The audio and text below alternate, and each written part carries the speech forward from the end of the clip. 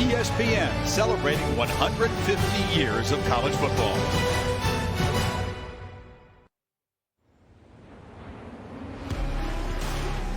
It's that familiar feeling.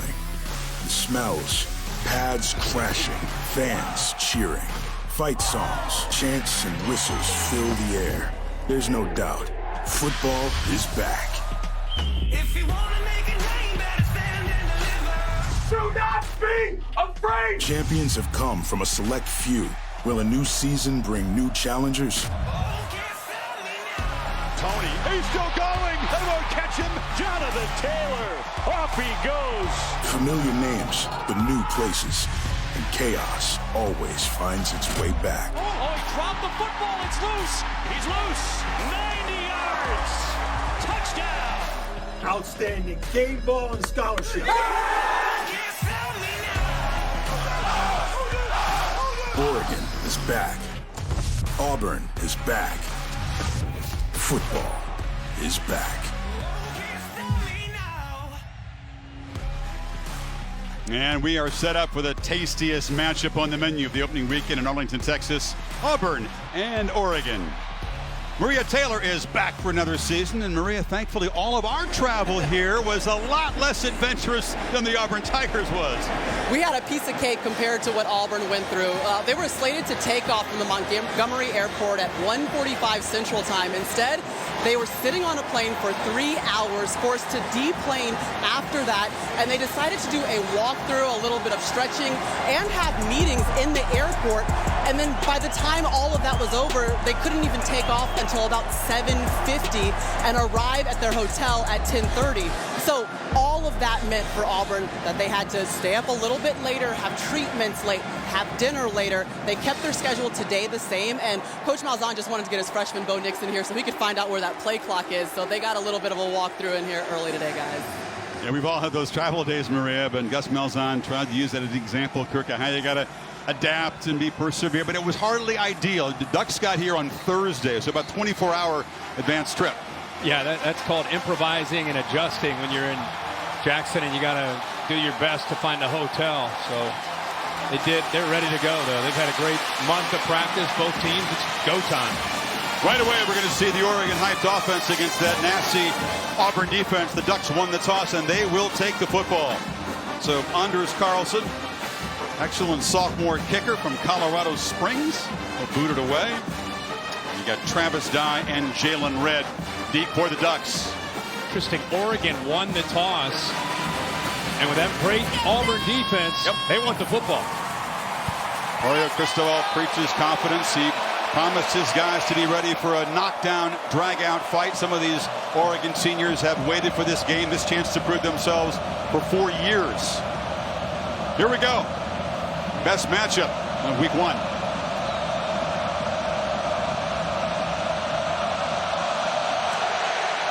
It's returnable. And it's Travis Dye at the 2. Follows a block and spins out across the 25-yard line. We've asked both the quarterbacks' fathers to make the introductions tonight. And starting at quarterback for the University of Oregon, number 10, my son, Justin Herbert. Who was born to be a Duck, grew up in Eugene, been through a lot, injuries. As you said, Kirk, 3 different head coaches, but he is just grown as a leader and ready to have a monster season. But perhaps his toughest assignment begins right now all year. Physically as gifted as any quarterback you'll watch this year. Important that he does not try to do this alone. They need to be able to establish the run game and have balance tonight to help that offensive line. They take an early timeout.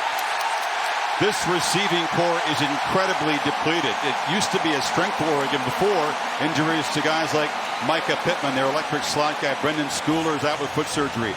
J.R. Waters is a true freshman. And Jawan Johnson, the graduate transfer from Penn State, is a late scratch tonight. There you see Schooler, who's a terrific special teams player. Some of these guys perhaps back next month or mid-season, but this is tough to overcome. It really is, especially when you talk with the coaches. When you lose Pittman, a true freshman, it's been sensational in camp. Schooler, a veteran. Far right, you have Jawan Johnson, a Penn State transfer, who could really help with his size. Cam McCormick, there's Pittman, the freshman. Cam McCormick, the big tight end that can help set the edge. And the very first play, I mean, here we are. You've had a month to get ready, and that shows you the youth at wide receiver. They had to call a timeout before we even have a play. You said it, very important to run the football given the inexperience of that position. C.J. Verdell is the back. They get the ball out quickly to Jalen Red, and Red darts for about 10 yards. They'll be close to the marker. Tonight's Chick-fil-A Impact players will look some offensive and defensive guys. Yeah, we're going to do our best we can to get things in tonight because it's a lot of tempo. They're already going for Dell and Reed, the skill players, Derek Brown, and Britt, the new linebacker in the middle for Auburn. It's a handoff to Verdell. It's going to be tough to generate rushing yards against this Auburn front. K.J. Britt made the tackle. I believe it's going to be enough for a first down. Just. Yeah.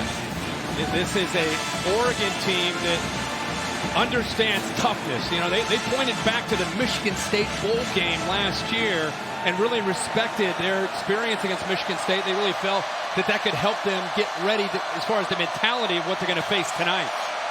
7-5 was the score in that one. Yeah. Herbert rolling, looking, and fires across the middle over the outstretched hands of Brian Addison. In coverage was Igbanigabe. Yeah, great coverage. Good job there. Great coverage downfield. And this secondary is a veteran bunch. Auburn fans that are watching knows that they have a defense, not just a defensive line, but they know that they have secondary people that can blanket you, and it frees up Kevin Steele, one of the top defensive coordinators, to get very aggressive with that defensive line and linebackers. They like to blitz you. Put the ball quickly to the far side. Johnny Johnson gets a block and gets out near the 45. I like really doing a good job of respecting Auburn's pass rush and defensive line and just getting the ball out to the perimeter in a hurry. Ball out quick out of Herbert's hands. Third down, they need a long two. Kevin Steele's defense especially nasty on third down. He's moved from the press box down to the field this season. Yeah, and for this very reason, late adjustments and being able to communicate. When the offense makes the check, he can get the call in much easier. Play clock at 4. Verdell darts up the middle. He's a good downhill runner despite being just 210 pounds. He was great last year as a freshman, went over 1,000 yards. and I think a lot of times people get so caught up with Oregon with, you think about the speed and the tempo and Justin Herbert, they don't often respect the running game of Oregon. And I think that's why I said tonight, Verdell's got to have a night. And they get it out. Red, it was not an accurate throw, had to jump up and made the catch for no gain.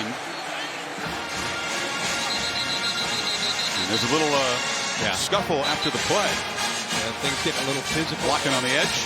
Yep. Wide receivers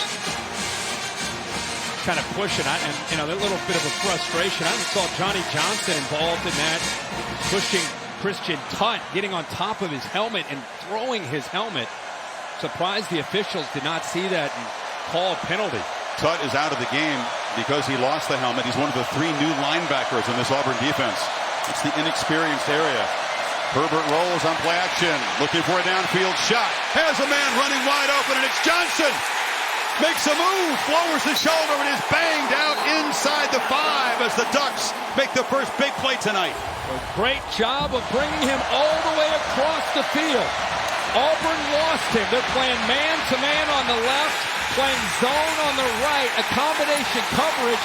Nobody followed Johnny Johnson from the right all the way to the left. And Chris, one thing you have to say about that, amazing pass protection to give him that kind of time to be able to throw a levels route and to be able to get it to that second level to Johnson. 47 yards. Now the Tigers have been very, very tough to score on down here in the red zone.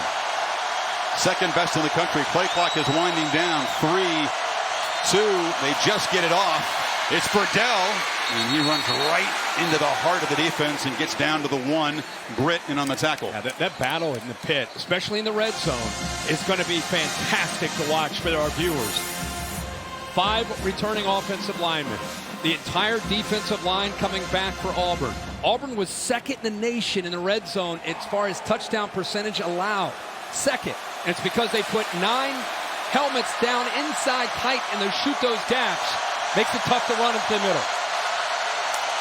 Second and goal. Verdell again running left. Hit in the backfield and spun down by Britt for a loss. It's exactly what we're talking about. They do a good job of covering up the linemen. Those defensive linemen shoot, and it frees up the linebackers to be able to get into some gaps. Just like that. Talked about how Kevin Steele does a great job coaching and being aggressive, and he relies on his corners, leaves them on islands, and then shoots those linebackers downhill. You either got to go wide or you got to throw the football down here. Auburn running a man on very late. They're not settled on defense. They just get him on the field, and now Herbert rolls out, tucks it, fights, stretches, scores! The Ducks take the opening kickoff. 75 yards, and the quarterback muscles it in. Well, there's the answer. That's what you do. And that's a great play call by this offensive staff. Marcus Arroyo does a good job here with his play caller, getting out wide, giving the quarterback who's athletic the option. They might take a peek to see the leg where it was down and where the football might have been when he extended. But I love the call to give him the option of throwing on the perimeter or running it in because of the athletic ability. It's a Big 12 crew. Rick Lumiere is the replay official. Where was the nose of the football when the knee of Justin Herbert hit the ground? It's very close. It's worth a lengthy look here. The ruling on the field of a touchdown is under further review. Reggie Smith is the referee tonight. There was kind of chaos in the backfield, and Herbert decided he was going to use a 237-pound body to try to make it himself. Here's the progressive pylon cam. When does the knee go down? And where is the ball? It's down there. And now you got to try to find the football. It's obscured by Thomas's leg. If it is overturned, it'll be fourth down. Here's the point, though. You can't see the ball, but what you can see when you that previous angle where it was frozen is you can tell that you can't see the ball at the plane. So if you watch right where the knees touched, right where the knee goes down, you could good enough to view that you can see he's about the half-yard line, maybe the 6-inch line. Okay, if it's overturned, it is fourth down. And Mario Cristobal will have an early decision. Sure and we've seen him try to power the football in because that's his mindset. Former offensive lineman, coaches the position. He could talk O-line with you for 2 weeks straight. And he wants the O-line to be the personality of this team. Yeah, and when you return a veteran group, you like to lean on him. But he also is a smart coach. And he just talked about, he respects what Kevin Steele does with his defensive line, how they're able to shoot gaps. It's very, very tough to run between the tackles in the red zone against these guys, especially inside the 5-yard line. That's why they went wide there with Herbert. So you think he'll go for it, and you think it'll be muscle versus muscle and try to make a statement in the first drive of the season? I mean, such a great drive to open this thing up. 10 plays, 73 yards. Last year Washington had moments. They had to settle for field goals against Auburn in the opener. The ball carrier's left knee was down while the ball was at the half-yard line. It'll be fourth down and goal from the half-yard line, and the clock will start on my ready for play. And the offense on the field, it had this time to talk about it. Yeah, the entire time we were all waiting to see what the answer was. Mario Cristobal had the entire offense around him just in case it was overturned, and immediately he knew what to do. He knew the play call, and he sent them out. There wasn't any hesitation or any thought about what we want to do. Quick huddle. This is awesome. The showcase matchup tonight, Oregon O-line, Auburn D-line on fourth down. Verdell hammers in, and the Ducks score on fourth down. That's Mario Cristobal, and I just saw a fist pump over across from us from him. Sure you did. Because, like you said, he prides himself on the offensive line and that left side of the offensive line specifically of winning the battle. He's challenged them not just this week, the entire month. With Auburn's talented defensive line, are you going to be able to match their athletic ability and their toughness? And he goes 11 plays, executes there on 4th and short to get the touchdown. Got a true freshman kicker, Cam Lewis from Charlotte, who has beaten out the veteran, and he knocks it through. So the electric 47-yard pass sets up pure power football, and the underdog Ducks draw first blood. Look from the Xfinity Skycam. You can check out our alternative angle Xfinity Skycam coverage tonight, streaming live on the ESPN app. We'll have the commentary, but a little different look. So Auburn and Bo Nix, true freshman starter, as if the assignment wasn't daunting enough, it just got a little tougher because he will now have to play from behind thanks to Verdell's touchdown run. 4 runs to punch it in from the 3. But the Ducks offensive line did its job. Yeah, just a perfect drive if you're an Oregon Ducks fan. 6 runs, 5 passes, some quick passes, some tough execution, tough yards running. 1 big play over the top with great pass protection. Really, that was exactly how you would draw it up and hope it would go for a drive to start the game. So Camden Lewis, so I said beat out Adam Stack, the veteran kicker. And making the PAT will kick it away. Benagane will leave it there, a yard deep. Patrick Nix, former Auburn quarterback, brings out his son and gets a little emotional. This is nice. And starting at quarterback for my Auburn Tigers, number 10, my son, Bo Nix. Patrick coached him in high school where they won a couple of state championships, Pinson Valley. Bo has been, as you said, waiting for this his entire life and imagining Auburn plays, I think, since he's about a 6th grader. I can't imagine what's going through the mind of Bo Nix after those backyard games that he played. And I can't imagine what's going through his parents' minds as they watch him jog out on the field for the first time as an Auburn Tiger. Beat out Joey Gatewood, the redshirt freshman. Gus Malzahn back to calling the plays this season. That's another wrinkle we'll talk about. And it's an end around on the very first play. Auburn will look to generate lots of rushing yards from guys around the edge, and that's Sean Shivers, the speedy running back. Boy, if I missed that. How much fun is it to watch Gus Malzahn call plays? He has not done this for the last 2 years. Says he's back. Little jump there on the right side. Yeah, he says, I'm going to get back to my roots. 76, 5-yard penalty. It's 2nd down. He's going to get back to what he made his name with and what made him a $49 million contract. Yep. 1991, told me that's the first year he called plays. Did it for 25 years and then took about 2.5 years off. You know what he's upset about right now? The Oregon team calling, jumping, kind of a fake cadence to make the offensive lineman jump. That's why he's saying, watch him. Watch them doing that. I don't want that started. So behind the sticks on 2nd and 12. And they feed Booby Whitlow, who hammers away and gets about 4 yards. But you're right. I mean, think about calling the plays all this time. And a lot of these guys, after they become head coaches, after a few years, they do it. And then a lot of times they say, you know what, I'm ready. I'm going to be a CEO. Tried it for 3 or 4 years. Didn't work out. He said the team feeds off of his energy, as you can see, when he's involved more in the game plan, involved more in calling the plays. And the freshman faces 3rd and 8.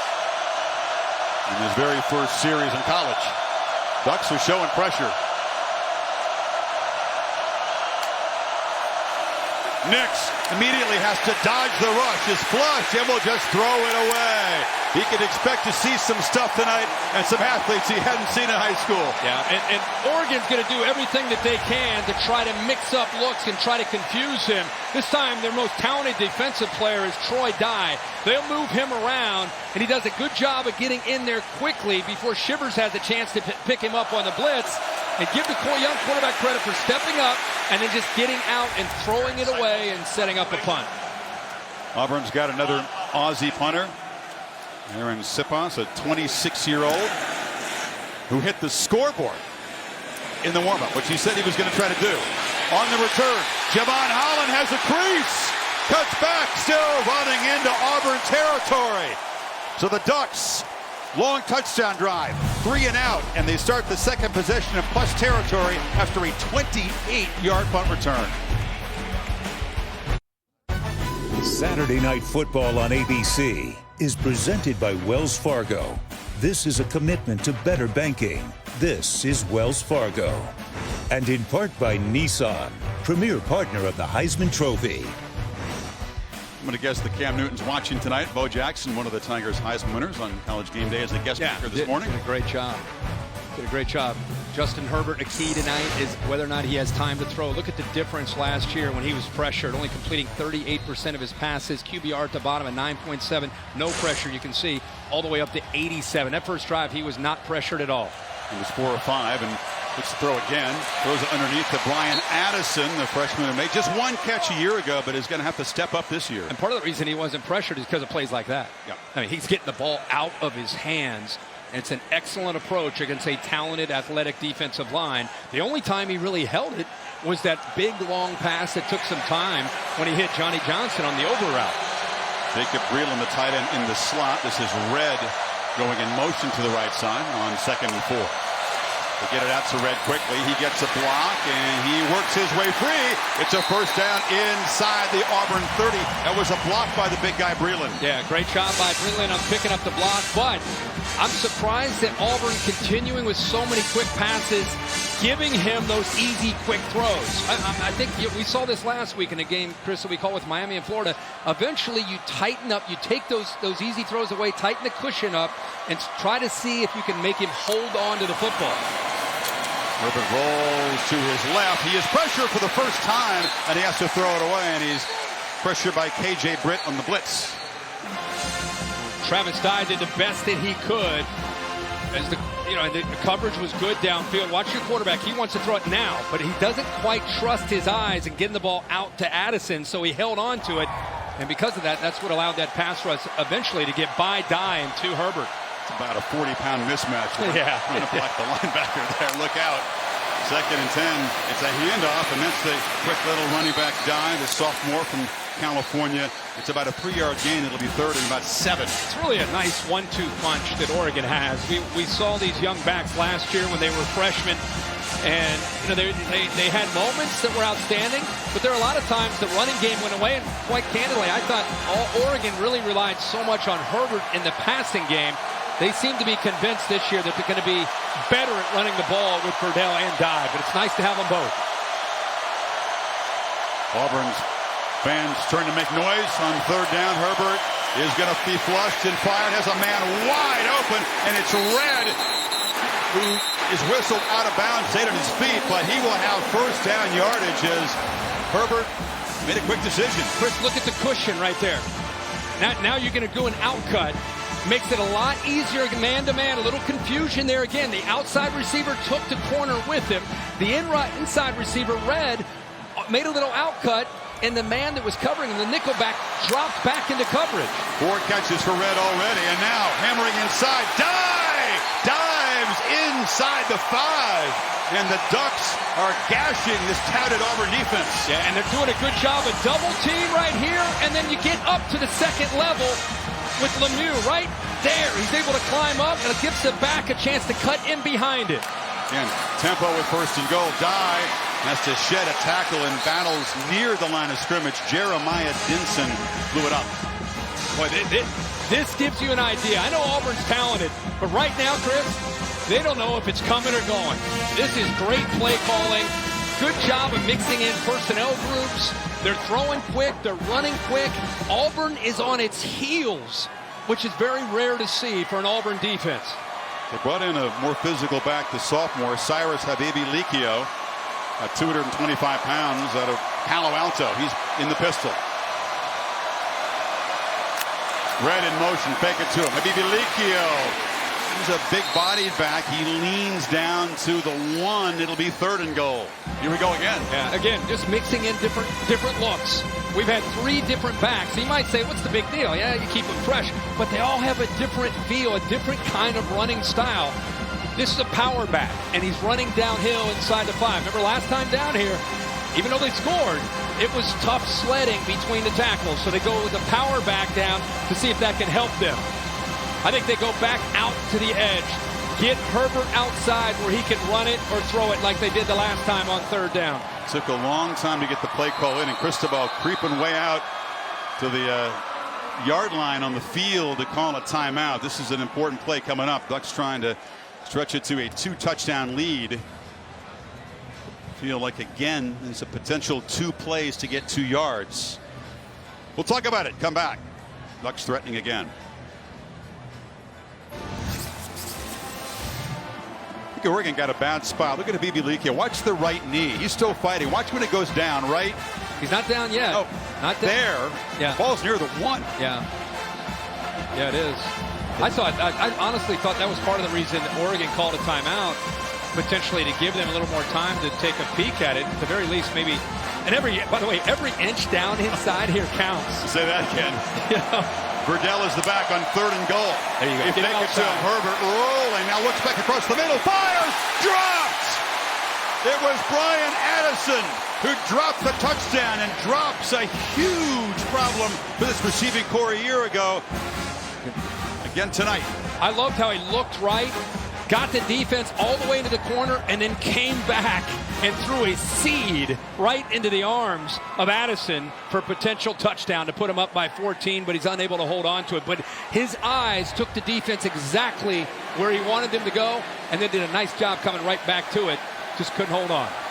Camden Lewis for a field goal attempt. Tigers are very good at blocking them. True freshman. Missed it.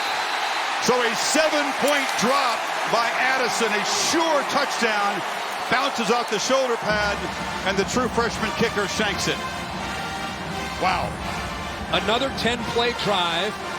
Everything's looking good. They're unable to get into the end zone. You're thinking at the very least, well, they're going to probably get 3 points, and he pushes it to the right. First career field goal attempt. It was from extra point range, but it never gave it a chance. 33 drops. That was the number recorded by the Ducks receiving corps last year, and that's Marlon Davidson. That's one of their senior defensive linemen, one of the vocal leaders and the best D lineman in the SEC. Yeah. Looking at.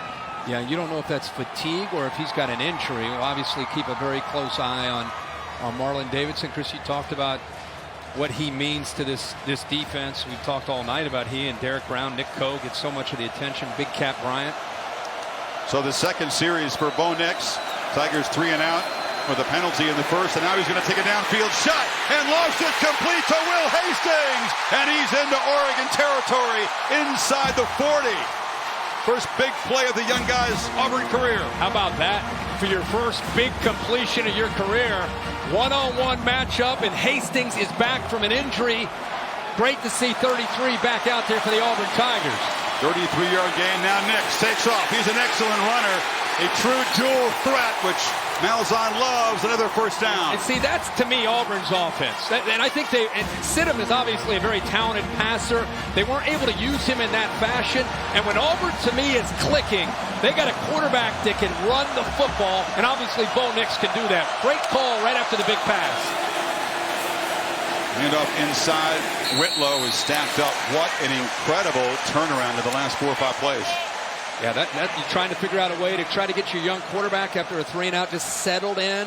Forget about the whole drama and the fact that you've thought about this your whole life. Now you're just out after this. Now you're just playing football. Now you're out there executing and trying to run this offense. And instead of being down 14-0, it's still a 1-touchdown game. Nix from the pocket. Launches to the end zone, way over the head of Hastings. Little too much adrenaline that time.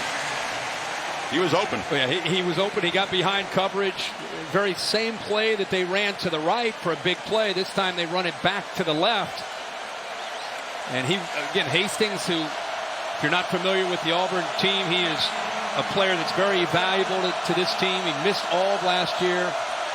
Had an ACL in the spring. He tried to work through that and has worked hard to be able to be in position to help this team. He and Eli Stowe both. Hastings comes in motion on 3rd and 9. Ducks rush 4. Nix retreats, flushed, and fires on the sidelines. It's incomplete and way short of the first down. Once again, the pass rush blew it up. Yeah, they did a good job of mixing up their look, and that's what they want to do. You get some movement here, and then right here you come back onto the inside. Affects the communication of the offensive line and allows them to get the pressure without necessarily having to blitz. That was Bryson Young that time, who's very, very good on 3rd down and getting after the quarterback. Anders Carlson, very, very reliable. Inside of 40, 10 of 11. In fact, he was very reliable, except when it was extremely long, beyond 50 last year. And he is able to knock it through.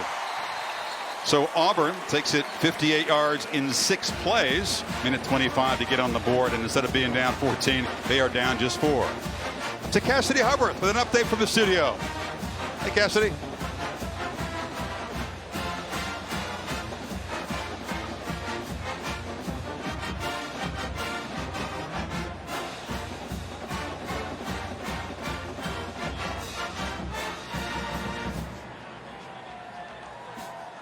Michigan, a team picked by some to make the college football 4-team bracket in the battle on opening night. That's been kind of a theme. There's been some closer than expected games today. So Herbert and this receiving core is going to have to shake off a very costly drop early in this game. They didn't talk a lot about drops. Well, he's a very positive guy, but you know it's been on their minds ever since the end of last season. Yeah, it's like a guy that's had a problem with fumbles, you know, or an infielder in baseball that's had a problem with making errors. You know, you don't want him to overthink it, because then it becomes as much of a mental issue as it is a physical thing. And they've worked hard to kind of get the drops out this offseason and into camp. They said things have been outstanding in camp, and Addison drops a definite touchdown there to put him up by 14. Can't question the work ethic. They said the receivers among the hardest workers on the team. Yep. Carlson's kick, and Dye's going to leave it there. Our Target Command Center coverage of tonight's game is streaming live on ESPN3 and the ESPN app. You get all kind of different looks. Get the stats down the middle. ISOs with the two benches. Quarterback ISO. Where are you going to put your eyes in the Command Center? That's up to you. Oregon has already moved the football 116 yards in his first two drives. Perfect balance, 10 runs and 10 passes. But this is not the good field position they had the last time. I want to see the adjustments that Kevin Steele makes as a defensive coordinator against these quick throws from Herbert. It's Verdell, sheds a tackle, and he's off and running. C.J. Verdell makes a cut and works his way into Auburn territory as a flag comes in very late in the play.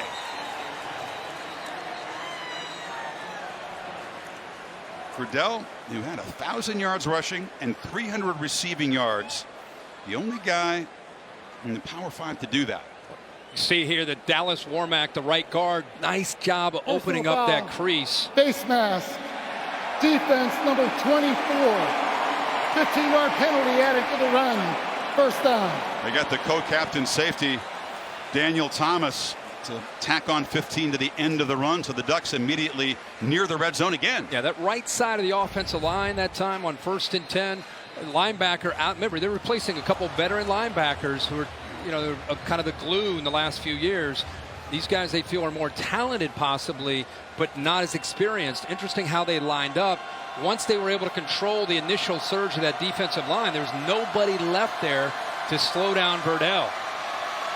Dye spelling Verdell. He's got the football running left behind those offensive linemen and knocked down at the 20 after getting 3. Marlon Davidson, who we showed you a little earlier, is not out there as far as I can see. That's something, again, we want to pay very, very close attention to. Davidson, Brown, and Co. all coming back for the play one more time together. Herbert pump fake on 2nd and 7, pressured, buying time, and now we'll loop the ball to the end zone. A risky jump ball, caught for a touchdown. Spencer Webb went up and got it, won a battle, and that's trusting your receiver. Absolutely. Good job by Herbert keeping the play alive with his athletic ability, and the big fella went up and made a play on the football. But this is taken away. Remember I said, what adjustments are they going to make? He wants to throw the ball here, but Auburn does a good job of coming up and taking that away. Right there, they jumped it. Now he's creating. Now it's backyard football. Who can I find? He gets hit as he throws it. He's smart enough to go up and throw it high, which was important, and it gives Webb a chance with his size to make a play on the ball. First career touchdown for the 6'6" freshman from Sacramento. 6'6", beat 5'10" corner Javaris Davis, and Herbert makes it 29 consecutive games now with a touchdown pass. That's the athletic ability of Herbert. Gets hit by Nick Coe as soon as he throws it, so he can't get his lower half into the throw.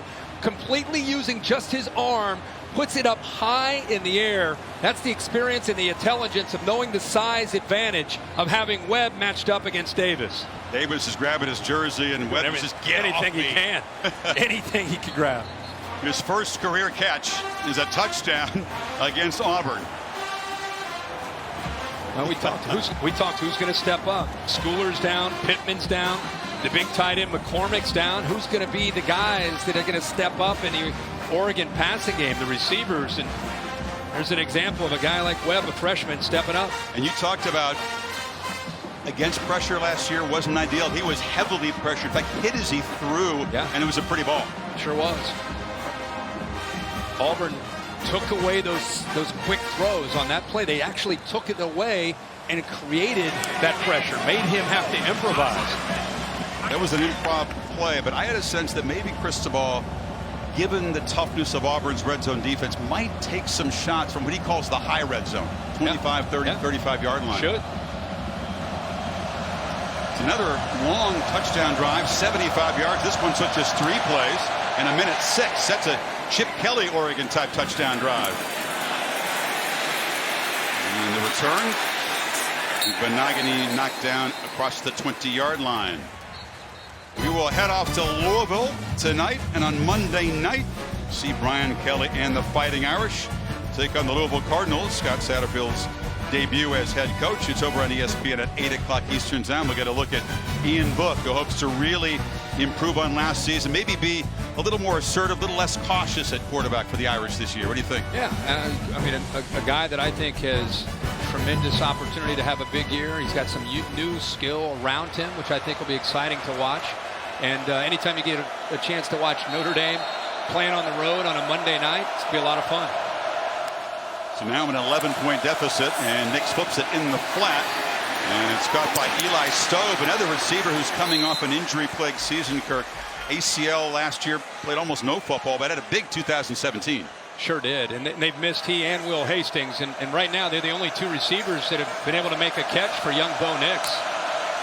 8-yard gain gives him a nice 2nd and 2. He's still got the football on the edge, and he's got some blockers, and he's got a first down out near the 35. You know, I asked Gus this week if Bo Nix's offense with his father, Patrick, who obviously played here, but he's a coach and he was his high school coach, I said, was it the same offense? Was it kind of turnkey for him to come in here? He said, not the exact same offense, but very, very similar, which has helped Bo Nix when he enrolled early, went through spring ball to pick up the offensive scheme.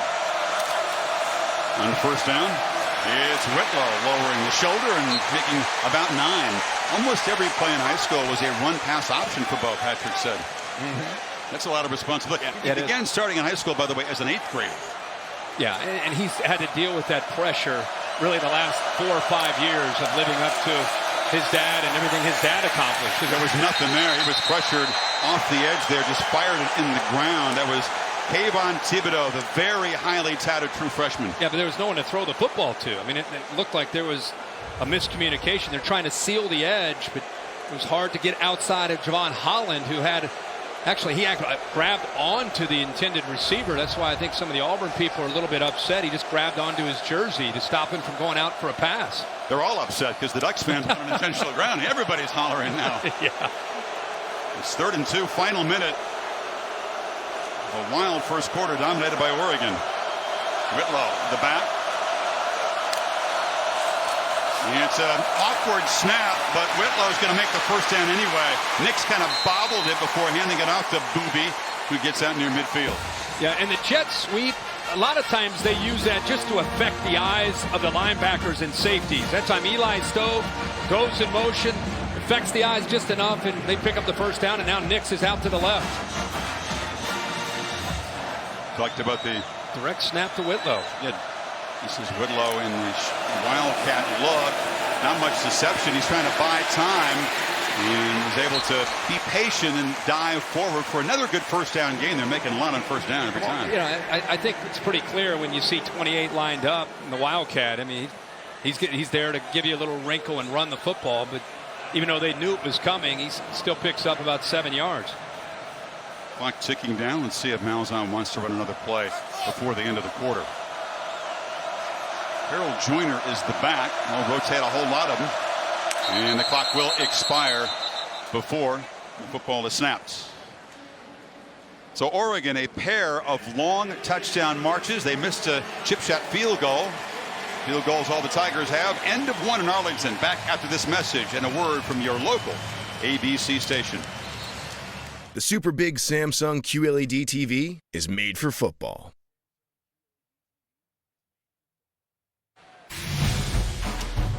Great start to Saturday Night Football on ABC, presented by Wells Fargo. Auburn on the march, trying to cut into an 11-point Oregon lead. Ducks with 176 yards in the opening quarter against the vaunted Tigers defense.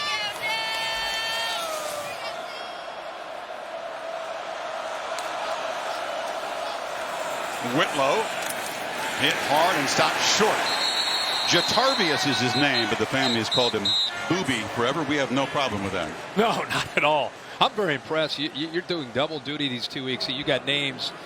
I mean, I can't even imagine the tennis names, and I know you're used to most of them with all the matches you call, but I'm doing the best I can just with the college football names. Well, Oregon gives tennis a run for its money. Names, I'm gonna tell you. No doubt. Now they need 2 on 3rd down.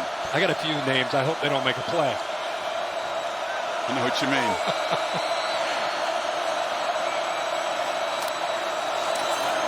It's Whitlow. He slips a tackle, really has to earn the 1st down near the 40. Nice, tough running. It was penetration. They were able to get into that backfield, and it looked like they may be able to get him for a loss. Kaliu is able to get there, but the arm tackle will not slow down Whitlow. Those strong legs get him the 1st down in that 2nd effort. Gus going to the ground game in what is a crucial drive, even though it's early 2nd quarter. Harold Joyner takes his turn in the backfield. But Nix on play action launches downfield and has Joyner wide open out of the backfield down near the 10. The old wheel route. Yep. Trying to hide him back here, Chris. You found him before the play. They're able to slide him. The linebacker just did not pick him up. Nice job. They've kind of waited. You know, Gus Malzahn says, I script the first 10 plays. I give him all my personnel groupings, all my different formations. We look upstairs, how they're adjusting, and then we go to work on how to try to attack them and save that wheel route for the right time. Redshirt freshman out of Birmingham. It's a deep rotation of backs. It's Whitlow back in the game, but the Ducks get very quick penetration. Yeah, I think Aliu in there. Aliu, 99 gets in there again. He almost got in a little earlier. He comes right in here off the edge, able to split the tackle and the guard. And I'll tell you, he is a big man, but has tremendous burst off the line of scrimmage. He's about 295 pounds, 300-pound player, but makes plays off the edge of this defense for the Ducks. Let's see what they call on 2nd and 13. Sean Shivers, the speedy back to the right of Nix.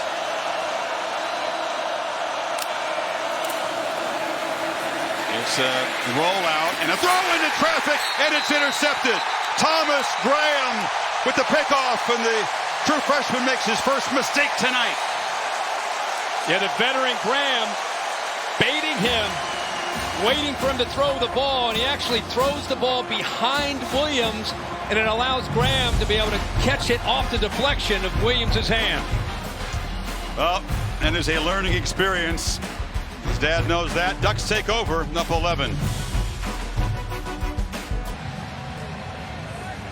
And his 7th career pick for the junior corner, Thomas Graham, gives the Ducks the football back at the 12. So Marlon Davidson back in the lineup. Great to see for Auburn. Red in motion. Verdell is the back. And Herbert's looking to throw, flips it short, and was going absolutely nowhere. It was a low throw anyway. Let's go back to the interception for the true freshman. Not great spacing in his defense, but you can see he throws it against his body and back behind the receiver Williams, right there. And you're talking about a defensive back corner in Graham, who tonight is making his 26th career start versus a rookie making his first. That time, the experience of Graham pays off. 2nd down, Verdell takes off, slips a tackle. Man, does he accelerate quickly. He's got a 1st down across the 25. You remember old Michael James when he could go, and Kenyon Barner when they could You're not saying he's that fast now. I'm just saying the backs for Oregon this year have a burst to them that's not common. And Michael James was a hiccup fast. But when you see these Oregon uniforms and you see backs taking off, it just makes you reminisce a little bit about the glory years of Kenyon Barner and Michael James. Malzahn did call Verdell a one-play drive kind of running back. Means he can take it to the house. And he's even quicker this year, obviously an entire year in that weight room with the crazy man. A lot of shifting around pre-snap. The crazy man. We'll show you the crazy man. Play clock down at 3. It's Verdell again, this time running right. Man, Doesn't look like much, but he gets 7. Also getting a good push up front by that offensive line. Maria, what's going on the Tigers sideline? Well, the defense is really struggling to diagnose. I saw Kevin Steele bring the entire defense together after the first touchdown. After the second, it was linebackers and secondary. He told everyone, just calm down. Marlon Davidson, it was a right ankle that he injured, guys, so he's had it re-taped and kind of struggling through that right now. Thank you, Maria.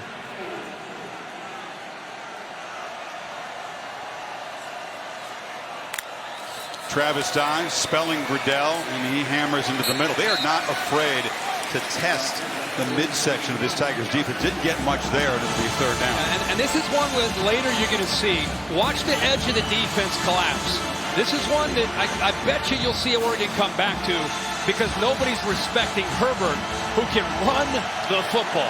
Some point in this game, somebody upstairs looked down and saw them collapsing down on the backs that are having some success. Eventually, they're going to come back to Herbert holding on to that ball and going down the sideline. Ducks are 2 of 4 on 3rd down, need 3.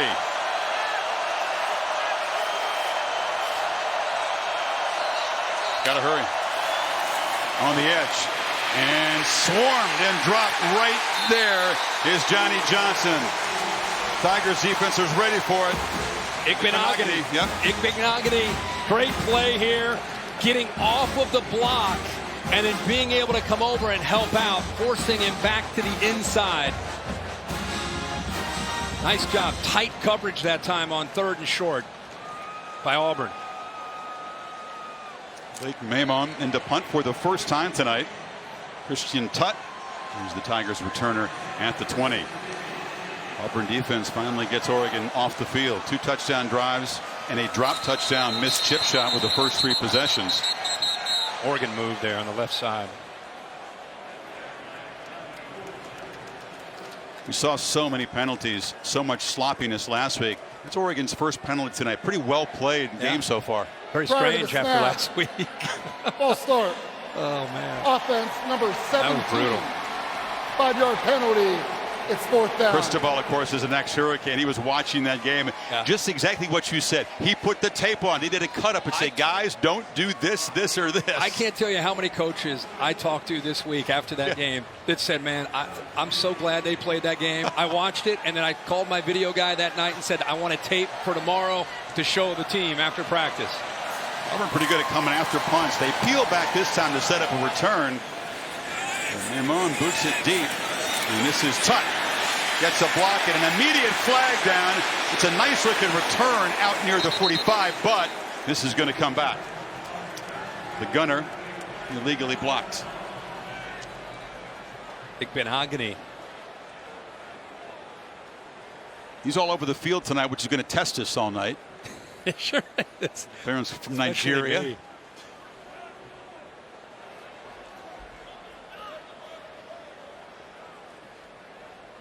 During the return, illegal block in the back, receiving team number 4, 10-yard penalty from the spot of the foul.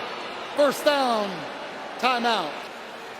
So the starting corner and special teams commits the penalty, and it negates a 24-yard return. Auburn back to work, down 11 in Arlington.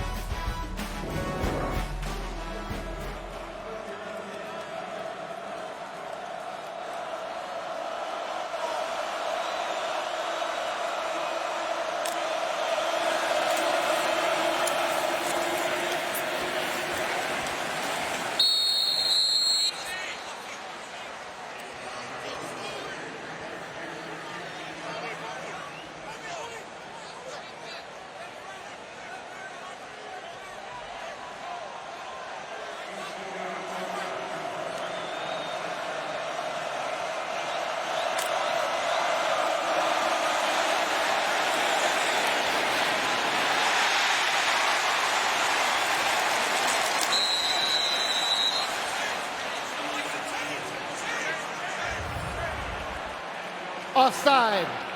Defense, number 99. The penalty is declined. Result of the play, first down.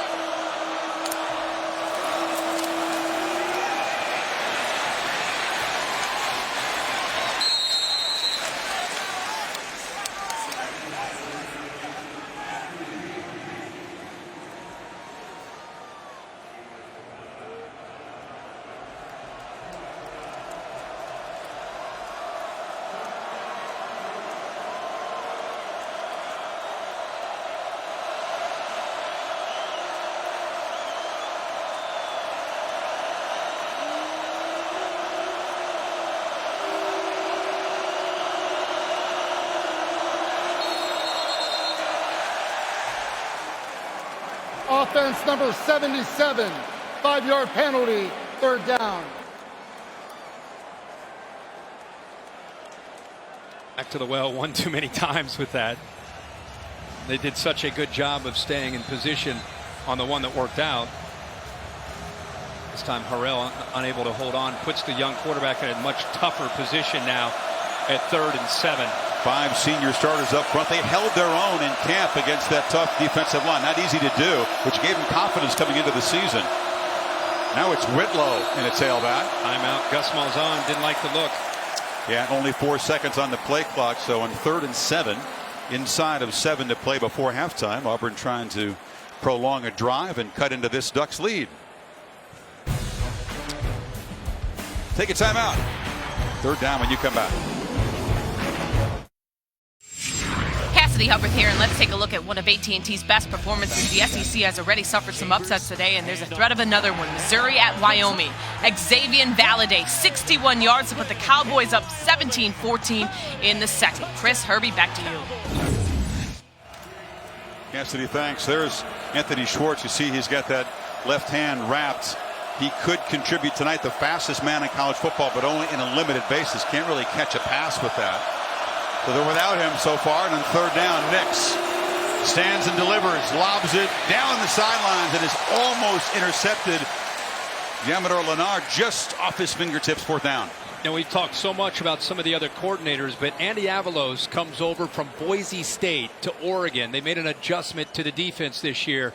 I'm going to tell you, he is off to a good start against a young freshman. He wanted to mix up looks, disguise coverage, give him one look pre-snap, go to another look after that. Right now, off to a great start here in this first half of mixing up the calls. Yeah, those Broncos defenses, they were known for disrupting, creating negative plays, takeaways. Yeah. They've had a big day-to-day themselves, by the way. That's what Cristobal's looking for here. Sipos punts it from the 10-yard line. Holland tight-roping. Javon Holland still going. Makes a cutback into Auburn territory. Can he get the sideline? High stepping out of bounds. They mark him out inside the 10. An electric return sets up Oregon again. Well, I tell you, at the very beginning of this, an outstanding job of avoiding the push or the block in the back by the Oregon Ducks. Right there at the beginning, did a nice job, and then it's just about building that wall, and he almost is able to take this all the way to the end zone. But it started at the very beginning. Oregon trying to do a good job of not pushing anybody in the back, and I think they surprised Auburn by returning it back into that boundary for some reason, because there was nobody there to stop him. The punter just got leveled by a big body. So now Oregon 1st and goal from the 9, trying to build an 11-point lead. Verdell is the back. On the ground. Tigers have it. Big Cat Bryant as they try to chase him down. Will he get there?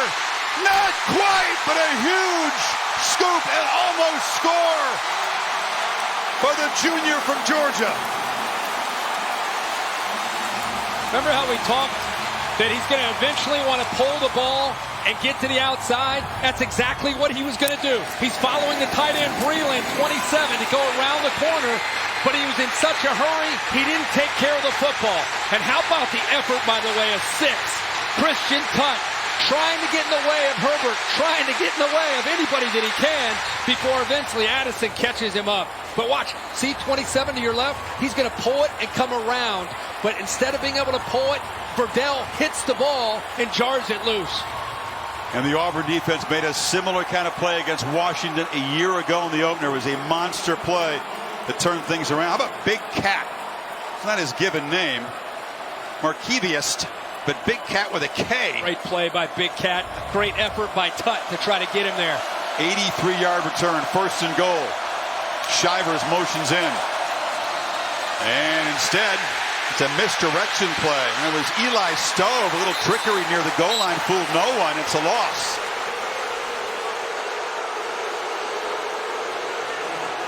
It took all Addison had to chase him down to stop him.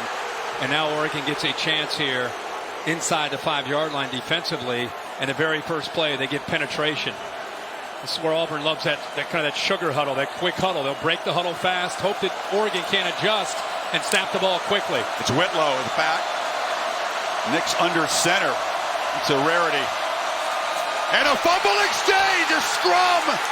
Nix is battling to keep possession, and it looks like he just did. Wow. Well, he never had his hands on the ball, and Hurrah 77 sees it as he's pulling. He tries to put his hands on it, but Nix never had the football in his hands. He was trying to pull out so quickly that he never got a grasp of the ball. They don't go under center often, Kirk. That cannot be easy, right? No, it's especially down there. You got a center who's doing a reach block, reaching out as he snaps the ball. That's a tough thing to do. They've gone backwards on 2 plays. Now it's 3rd and goal from the 7. Nix rolling. Coming back this way. Chased. Still alive. Fires. End zone in traffic. Almost intercepted. Nick Pickett was there. A dangerous throw into traffic. Lucky that it wasn't a turnover. But the Ducks defense makes a stand backed up. They sure do. How about the dangerous throw by the freshman, throwing it into 3 different white jerseys, throwing it back into the teeth of the defense. It's a lot like the first pick. Again, young guy, but very, very fortunate not to throw an interception there. Love that he kept the play alive. Should have just thrown it away. Carlson for the 2nd time tonight. Makes good from 25, so the 83-yard fumble return, the hustle by Addison to chase Big Cat down, and Auburn settles for a field goal.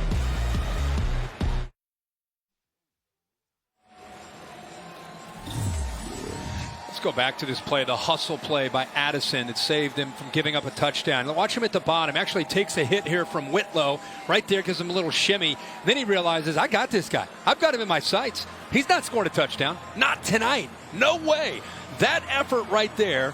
And then the defense getting the 3 and out.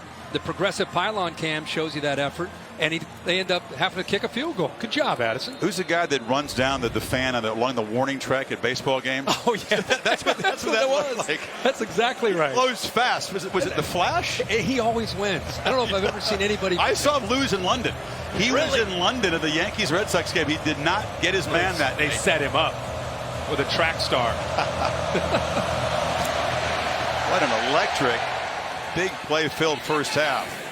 No big play here as Travis Dye takes it in, and we say hello to the Bears lair. Chris Felica with our Affleck trivia question tonight. He's promised a tough one. It is a tough one, and Oregon with the lead, and Herbert about to take the field and see if the Ducks can close this one out. It feels like they should be up more, but who was the last Pac-12 quarterback to lead his team to a victory over a ranked SEC opponent? Ranked SEC? Ranked SEC. They've lost the last 9, so you got to go back to the He's going to be back a few years. Did Leinart beat him? Jeremiah Masoli? Leinert's a good guess. So I'm just trying to go back to think of Masoli. Remember Oregon beat Tennessee one year. Were they ranked? I don't know. Verdell knocked down hard, gets about a yard by KJ Britt. All right, Bear. That was quick.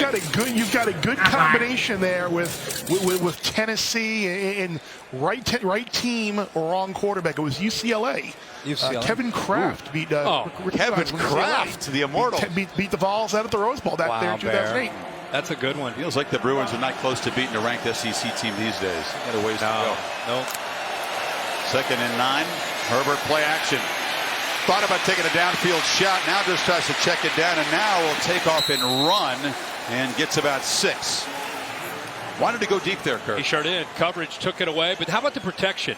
All this talk this week about how in the world is Oregon going to protect Herbert from this defensive line and from this pass rush, and give the Oregon offensive line. It was good coverage. Let's give the coverage credit. But the offensive line giving Herbert enough time to be able to look downfield. Now on 3rd and 8, there's a flag way back late in the flag. defensive backfield. Yeah, it came down late.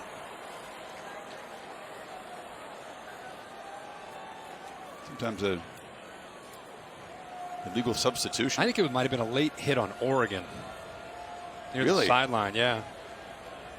Johnny Johnson possibly coming in late. It was a late flag. It was the only thing that I saw with an Auburn player going down. It was well after the whistle, after Herbert went out of bounds. But that was well after the play ended, too. I mean, they were lining up ready for a 3rd down play when the flag came in. They're still huddling up, this Big 12 crew with Reggie Smith. If it is a personal foul, it really makes it 3rd and darn near impossible. Yeah, I think it's, I don't know if that's what, watch 3, see if you see 3 flash, out of bounds, and there's the hit. It was definitely dirty. Personal foul, blindside block. Offense number 3 will be penalized half the distance to the goal. Wow. Replay, 2nd down. Oh, okay. So they're not going to say it was after the play. Boom. That's a new emphasis here, the blindside block. They don't want to have unprotected players like that. That used to be a part of football. Sure was. Made every highlight reel. Yep. Got the bench going. Yep. Now it's 15 yards. Dave Katai giving us a thumbs up, so he likes the fact that we pointed out the new emphasis here. It is. Plus, it was completely unnecessary. Repeat 2nd down. Different approach, obviously, now for Marcus Arroyo as the offensive coordinator. Got to get to the 35 for a 1st down. Herbert's inside his 5. Makes a long throw to Breland, and he'll get some of the yards back to make it 3rd and reasonable. It'll be 3rd and 9. Yeah, he was looking at Breland the whole way. Did a good job of just kind of keeping his eyes downfield, trying to get that defense to drop as far back as they could, and then just dumped it down to him. Breland is a fantastic receiving tight end. Really a wide receiver that is lined up as a tight end. Guy that's been around and played a lot of football for Oregon. You'd expect him to use a lot of the play clock. Gives him a chance here. That play gives him a chance here on 3rd down. It does, but if they don't make it, you don't want to leave Auburn any more time than necessary. Verdell is the back. Here comes the blitz, and there's the first sack of the night. They got him off the edge. Jeremiah Dinson, one of the co-captains. Well, they bring him up. Wooten is also up here, up tight. Denson's out here. Wooten's right here, and he's able to work to the inside to be able to find that crease, to be able to get the pressure. Verdell had to make a choice. Denson to the outside, Wooten, the linebacker, to the middle, and the combination of those two blitzing the quarterback, they were able to get to him. Maimone back at his 5-yard line. Auburn has been peeling back to set up the return so far tonight. Let's see if they come after it. They're bunching the middle, and they do come after it. And the punt is a good one. Good protection. Maimone booming it, and Tutt will retreat and run out of bounds. You cannot ask for better execution on a punt than that. And the Tigers will start from their 25-yard line with 2:05 to play. How about this? This will be a good one. You kidding me? And Clemson next Saturday at 3:30 Eastern time. Then on Saturday Night Football, Reese Davis will join you. I'll be doing U.S. Open Championship weekend duties in Austin, LSU, and the Longhorns. Another one of those statement games, non-conference games that mean a lot early. Not going to be able to sleep this week. I mean, you got great tennis, but you got great college football. Yep. Unbelievable Saturday next week. Today, there weren't, other than this is the only ranked game of the whole weekend, 5 straight days. We've had some fun games. Next week, we got some amazing. I had my eye on that Clemson Georgia Tech game on a scrappy preferred walk-on out there that was making an impact. Yeah, that was special night. That was nice. Cool. Nix on the roll, looking back to his right, takes a downfield shot. Hastings running free, diving catch, but a flag. He was dragged down to prevent the long play by Pickett, who comes up limping and will go down to the field. It's the kind of interference penalty you're sort of coached to take, right? Well, I'm surprised that Pickett got back there. He looks like he's cramping up a little bit. He's a run support guy, and you got Will Hastings matched up one-on-one with him. See, he's up close to the line of scrimmage. Now he's back. He can't let him get behind him. He does get behind him, and all he can do is grab onto him, or he gives up a huge pass play. 15-yard penalty. Hastings already made one huge play that had a 33-yarder. That's actually pretty good football. Official timeout. So, late in that first half, you're about to get beat for a big one. That's the right thing to do. Obviously, in the college game, it's in NFL, it's spot foul. In college, you're going to give up 15 yards.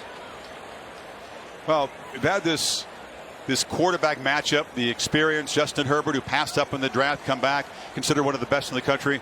Bo Nix, one of the best prospects we've seen in recent years at quarterback, getting the start as a true freshman. The battle of Oregon's O-line, Auburn's D-line. It has been a wild, big play-filled first half. Yeah, it's been exciting. And if you're an Auburn fan, you're thinking, can they get a field goal? Can they possibly score and get a touchdown?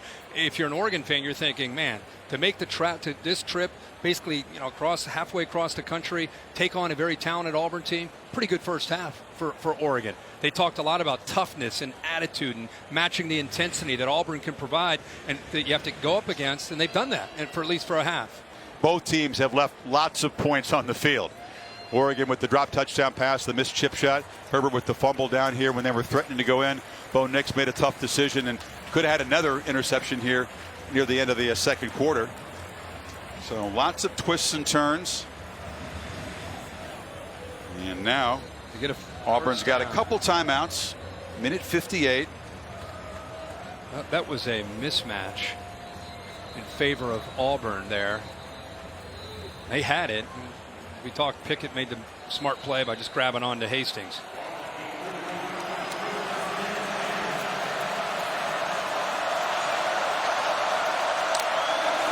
On first down, Nix drops back again with his beacon downfield. Now just tries to avoid the rush. Stay alive on the edge, still looking to throw, and throws a wobbly ball into the turf, trying to fight back to get it. Was Williams. It's hard to take that out of your game when you're the #1 ranked dual threat quarterback in the country coming out of high school football last year, because you know what? Probably 9.5 out of 10 times in high school, he makes that play. He's either able to run around, make a play, run around, take off and run for 40. In college, he's going to learn that he's going to have to be kind of wise with how he scrambles and when he scrambles to keep plays alive. The free play. Ducks jumped offside. Nix rolls, fires down the field, but over the head of Cannella. And the offensive line for Auburn again stayed put with that free play. Defense, number 99. You think they trained that a little bit? 5-yard penalty, replay, second down. I got a feeling they drill that a little bit down at Auburn. These linemen do not move. They don't flinch. So, another penalty. Minute 42. A couple timeouts. 46. See how Nix does as a young quarterback with time management, if they're able to get across midfield and start to think about field goal. Hastings in the slot to the right. Now he'll motion back. Whitlow is the tailback. Here comes pressure. It's picked up. Nix has time and launches downfield. Jump ball intercepted. Picked off by Javon Holland. And that's a second interception in Nix's debut. Just kind of threw this one up. Cannella's out there, who's got size at 6'5", and that's why if you notice the ball is up high in the air, but by throwing it high, he underthrew it. Holland's a pro. He's an NFL player that's a safety, but can cover. That's why they'll leave him out there. They like that matchup. It's not like Pickett being back there. Look at his eyes. Locates the football, underthrown. So Nix trying to put it up, just didn't give it enough to give the big, tall receiver at 6'5" a chance to make a play. You're right. Holland was a stud as a true freshman. 5 interceptions, one of the leaders in the Pac-12. So now 6 for his career. He's an athlete, just a great-looking player. Auburn only threw 5 picks all of last year. They got 2 in the first half of the opener. It's Dye, and he's going to squirt forward for Jeremiah Dinson. Knocked him down.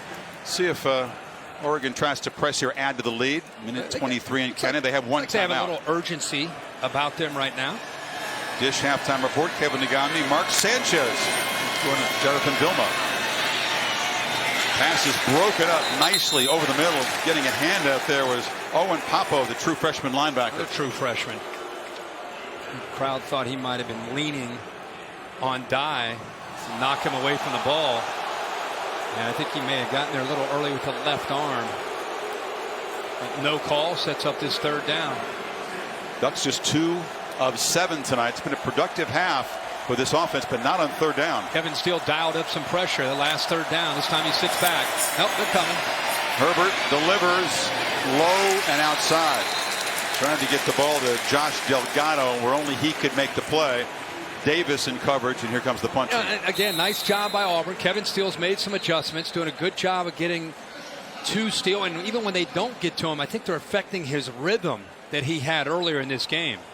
Looks like Jake Hansen, center, one of those veteran offensive linemen, down on one knee, and the athletic trainer is trotting out to take a look at him. This season, Taco Bell celebrating student sections and passionate fans like the Auburn student section, awarding the best student section of the year. Go to ESPN.com/Taco Bell to see if your team made this week's rankings and see how your school can compete. So after this punt, Auburn will have the football with a couple of timeouts. Perhaps about a minute to work with. Nix a couple of picks. Do you still try to take a downfield look with the young quarterback? Let's see where the ball is after this return. Tigers peel back to set it up, and Mamone booms it. This is a nice kick. Tut inside the 20.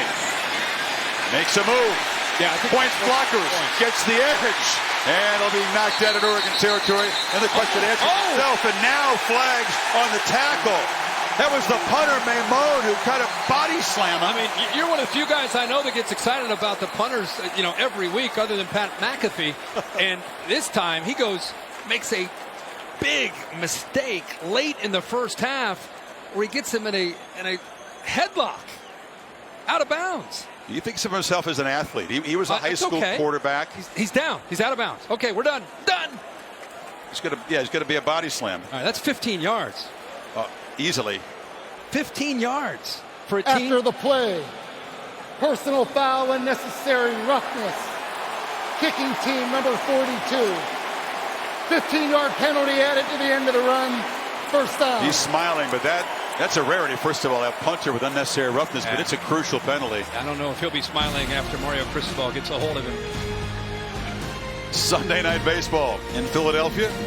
Pete Alonso and the Mets take on Bryce Harper and the Phillies. Both teams battling in that NL wildcard chase. Coverage begins at 7 Eastern on the ESPN app. Right after our U.S. Open coverage, they're building a new ballpark for the Rangers. Seems like the other one was pretty new. When you pull up, it's beautiful. It looks great, but it does. They're not quite there yet. Guessing it would be one of those retractable roofs. Try to protect them from that heat. That's the point. Yeah. 53-yard punt, but a 41-yard return. Tack on 15 at Auburn is set up at the 26. Play action, immediate pressure, and the ball is incomplete. Boobie Whitlow tried to fight back, but the Ducks again got in the young QB's face. Well, they have dialed up pressure on Bo Nix. It's been a problem for him. He's 1 of 7 tonight facing the blitz. Again, go back to the fact that Andy Avalos studied, did a good job of preparing, understands you can take advantage of having a young quarterback there and mixing those looks up and bringing the pressure at the right time to affect his confidence. They show pressure again and bring it. And Nix is flush, eyes downfield, and he'll fire incomplete.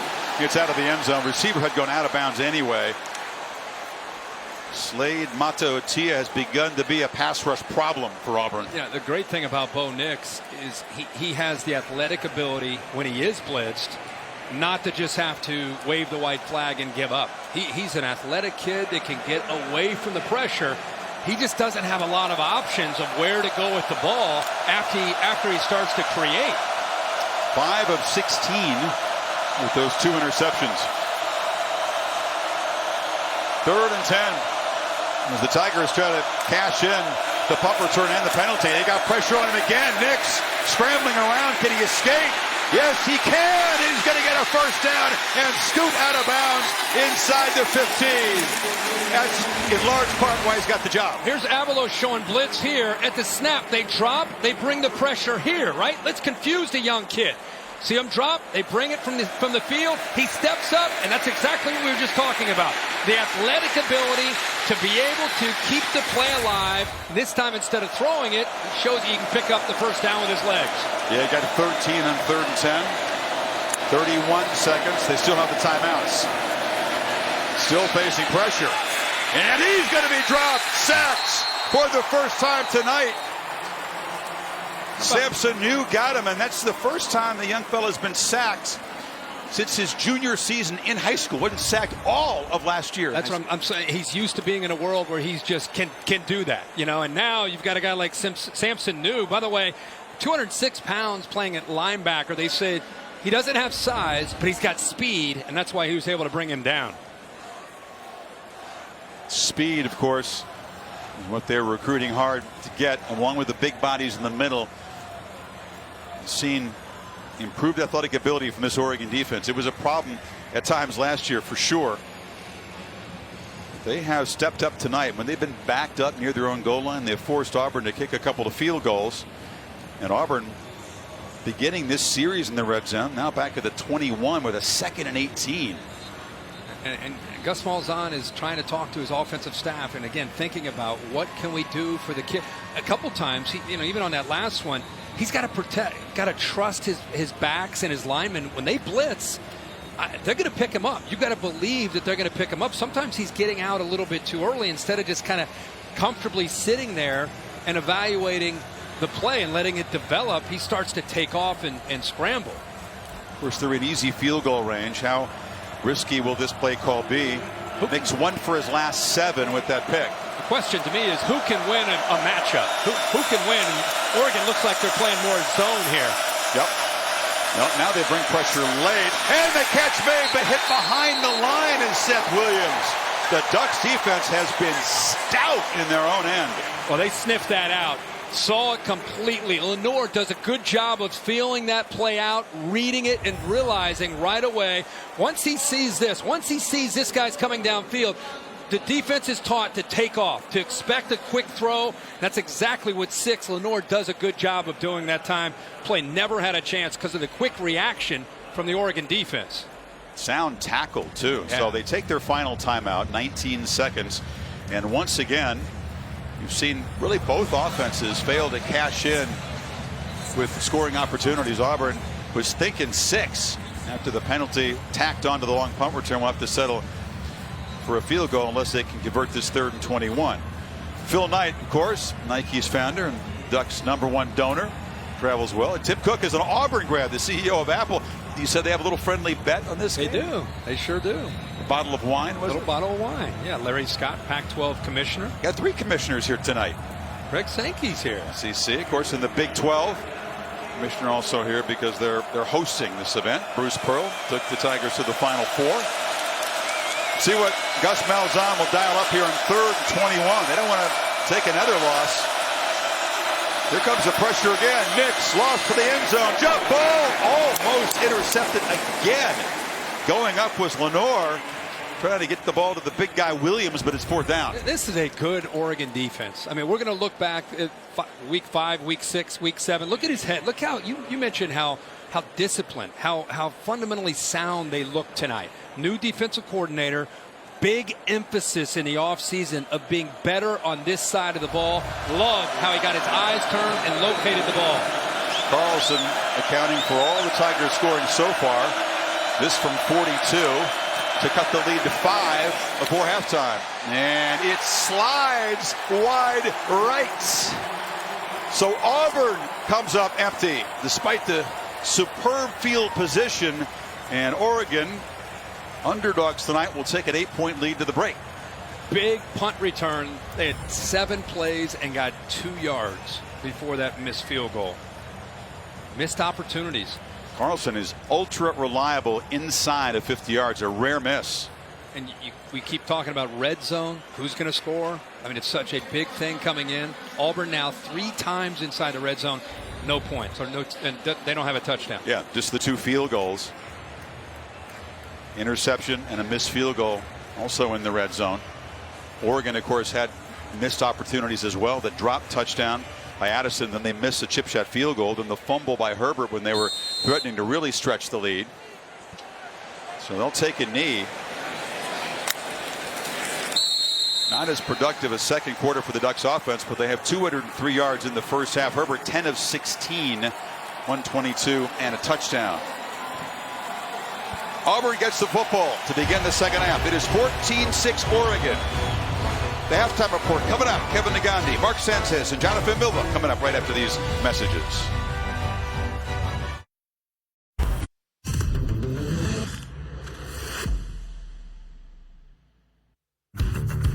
Tonight in Texas, Week 1's Showcase Showdown. We got the Tigers and the Ducks just going down on the 50-yard line. We got all the makings of a Saturday night. Jump ball, up for a touchdown. We got all Tigers the have makings of a it. Saturday night. Scoop and almost score.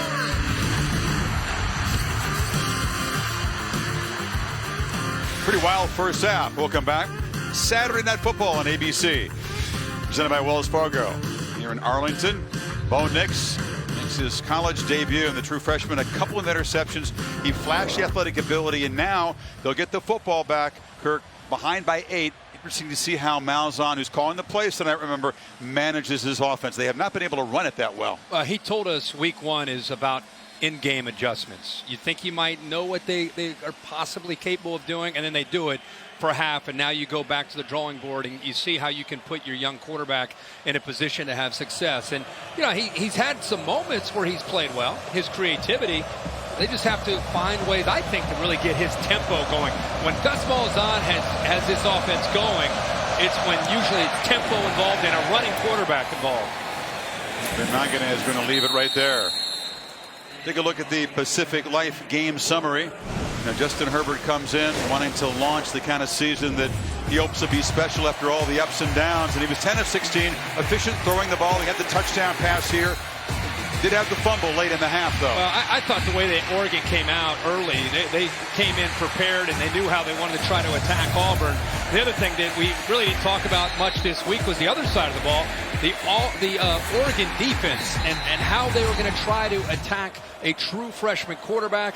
Give the first half to Andy Avalos, the new defensive coordinator coming over from Boise State, a lot of credit for the plan, at least for the first 30 minutes. Sugar huddle by the Tigers to start the second half. Let's see how much tempo they'll run after Nix was able to settle in for a half and a whistle before the first snap of the half. Delay of game. Ouch. Offense. 5-yard penalty. Oh, boy. It's first down. Try to get cute with that huddle close to the line and trick the Ducks defense. Well, again, it's Week 1. I mean, we saw it a lot in Week 0, you and I, with Miami. Oh, yes, we did. And even Week 1, we've had games on since Thursday night, and that's part of the things that coaches stay up at night late trying to figure out how to avoid in Week 1. The mental errors are what drive you crazy. It's not how they ideally wanted to start this second half, getting the ball. Yep, behind the sticks, Shivers is behind the quarterback. He's got the football running to the right. Ducks string it out, jam it up for no gain. Maria? Well, Chris, Gus Malzahn told his team at halftime that that's the worst that they could possibly play in all 3 phases of the game. Now, as freshman quarterback, he told him to settle down and that the way that he plans on helping him is to establish the run early. He said Bo is still going to make big plays, so he just needs him to settle down and focus on making those when they come up. And Maria, I think part of establishing the run includes the quarterback, the zone read, the quarterback power. Running that quarterback, I think, can really get them going. Malzahn gives him an F in all 3 phases in the first half. Boobie, nowhere to go. They're trying that right side, and the Ducks I don't know if they've caught Auburn off guard. They are stout up front. They're not easy to move at all. Well, Faliu, 99, is having an incredible game for Oregon. Big defensive lineman, 6'3", 295 pounds here on his third down and long. Will check out. But he has had his way disrupting this Auburn offense and trying to be able to get penetration. At 295, he's able to do that. Nix 2 for his last 9. The completions were for negative yardage at the end of the half. This is a straight run. Looks up the field, and he just got tripped up as he was escaping the pocket. He'll get back near the original line of scrimmage, but it's a 3 and out. Lamar Winston made the tackle. For me, I'm watching this game for a half and another series. I don't think Oregon's secondary and Andy Avalos fears the passing game right now. I just think that they're thinking, you know what? Let's make Bo Nix beat us in throwing the football. And if he can do it as a freshman, so be it. We're taking everybody and we're coming downhill and we're taking this running game away, and let's make Nix beat us. There's Andy Avalos right there.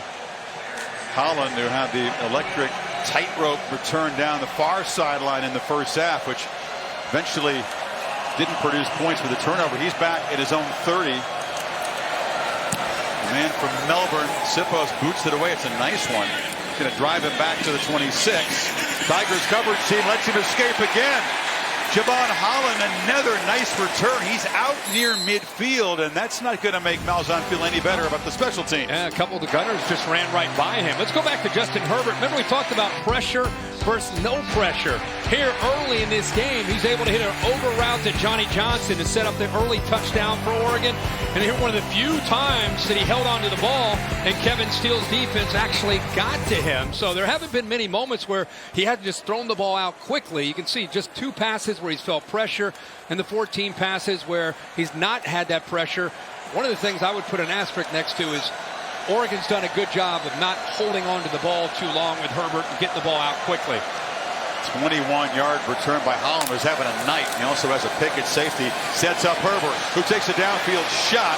But breaking off the route there was the freshman Delgado. That just looks like a miscommunication there. I'm not real sure the freshman Delgado even saw the ball. Usually when you got a 4th-year senior quarterback who started for 4 years and a true freshman playing this first game, and there's a miscommunication, from up here you tend to go with the quarterback.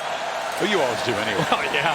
Herbert rolling, looking across, and delivers a dart, and it's a diving catch for a first down by Johnny Johnson, who's been dangerous tonight. This gives you an idea of the arm strength. We talked about how physically he is 6'6", 237. Watch this. Gets his body turned right at the last second, and on the run, able to throw that football on a line about 35 yards, and he throws it exactly where Johnny Johnson can make a play on it, not the defender.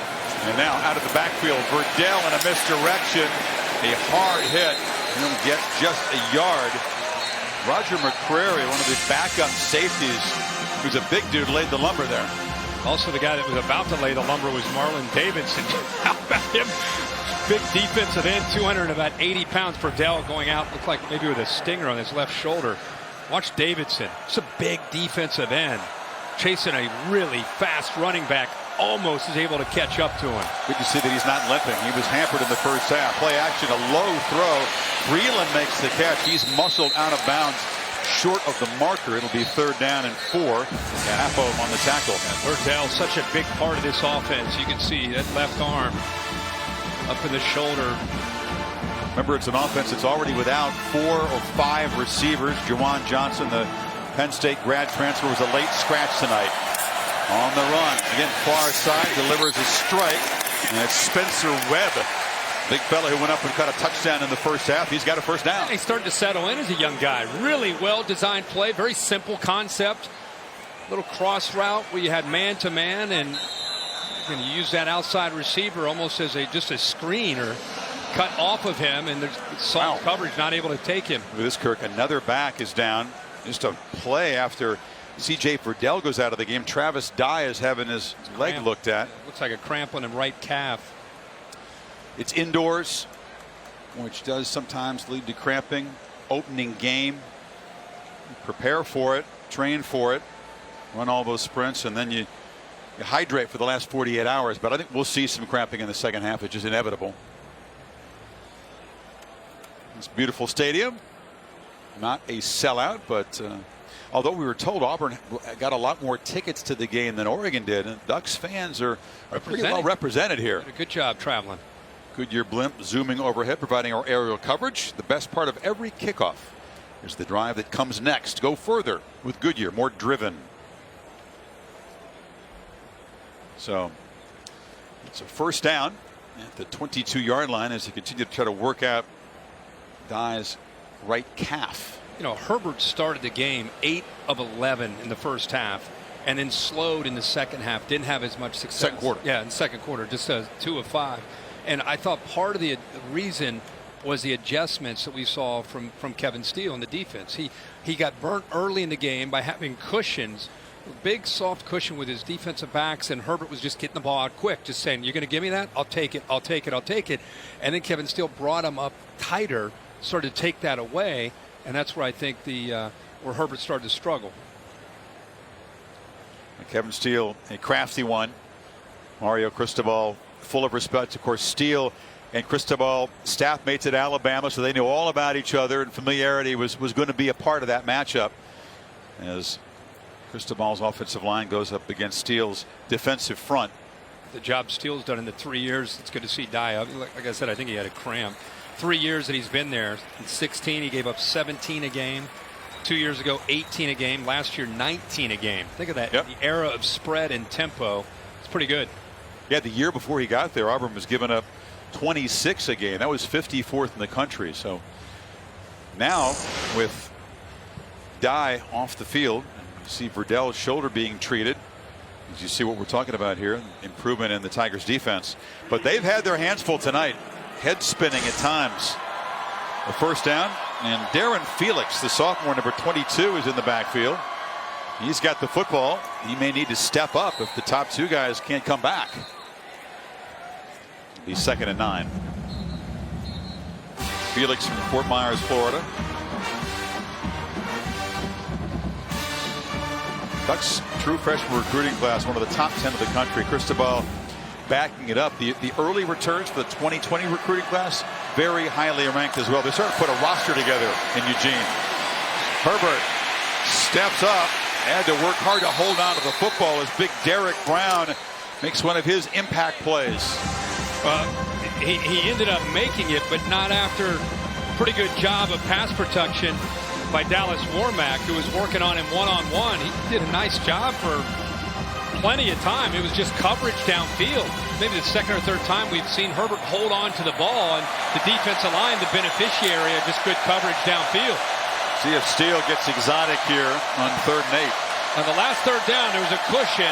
This time, see if they're a little tighter this time in coverage. Get an inexperienced back in there. He steps up. Herbert delivers into traffic, and the catch is made by Johnson for a 1st and goal. You've seen the arm strength. How about the accuracy? Yeah, nice job of having patience, like you said. Look at this move right here. Boy, that's just an understanding between a quarterback and a wide receiver. It's like like playing basketball. He's just going to work. It's like an option route. Let me work off the defender. You throw it away from him.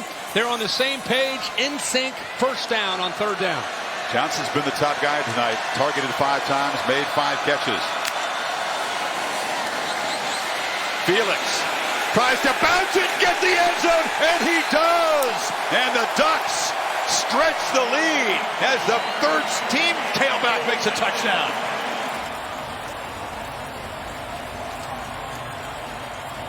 First of his career.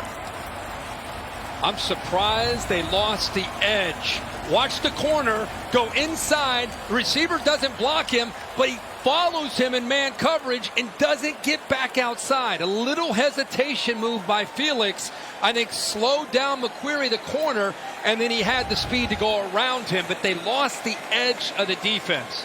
Change in kicker now. Adam Stack, the junior from Honolulu, who did not start. Hampton Lewis missed the chip shot. Now the veteran knocks the PAT, and Oregon is up 21-6. We'll take this whole big circus to Louisville. See the Fighting Irish and the Cardinals over on ESPN. Labor Day night. Showcase game for Brian Kelly's preseason top 10 team at 8 o'clock Eastern time. Well, Oregon gets a 3-and-out on defense, another nice punt return, and a 53-yard, 9-play touchdown drive. Touchdown run around the edge by Darren Felix, and now Bo Nix in this offense finds himself in a hole, Kurt, and a lot more urgency than there was even a few minutes ago. This is a big series coming up for Bo Nix.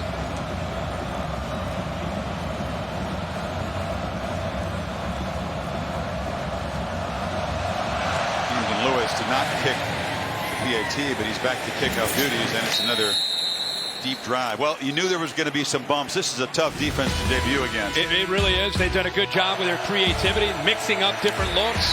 And Bo Nix, I think, at times has had to feel like he's had to try to make things happen. And that's exactly what Oregon wants. They want to confuse his eyes, make him want to get out of the pocket before maybe he even needs to feel that pressure. But there has been a lot of pressure. And I think one of the things that Gus Malzahn said, we need to be good around him. Well, I think right now the skill at receiver and running back needs to step their game up, and we can't just put it all on a true freshman making his first start. Who's going to help? Big series.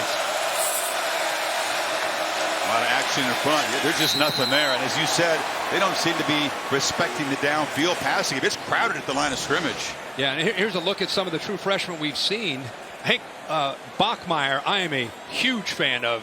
That young man at Boise State. Jaden Daniels at Arizona State had a great start with a win. How about Sam Howell, the win that they had in Charlotte today? He's a true freshman. True freshman. Now here's a look at him. These guys enroll early, so they go through spring ball. It's a different game today than showing up in August. We're trying to find a high-handed tailback to have that deep rotation. This is Cam Martin back in his home state. Comes from Port Arthur, plowing straight ahead. It's going to set up third down. Boobie Whitlow has been contained. He's got just 32 yards on his 10 rushes. Cam Martin trying to see what he can do right now.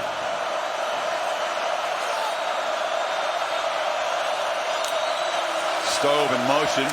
Martin has the handoff, and he is hammered right at the marker. Looks like it could be a first down. At the 35, they'll move the sticks. He comes in with some fresh legs, does a good job with that leg drive to be able to pick up the first down.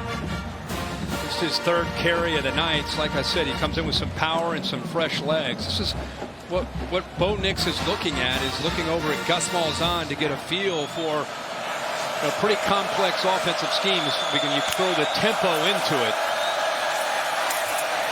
And watch how quickly, Chris, Gus Malzahn works with Bo Nix. Bo Nix already looking.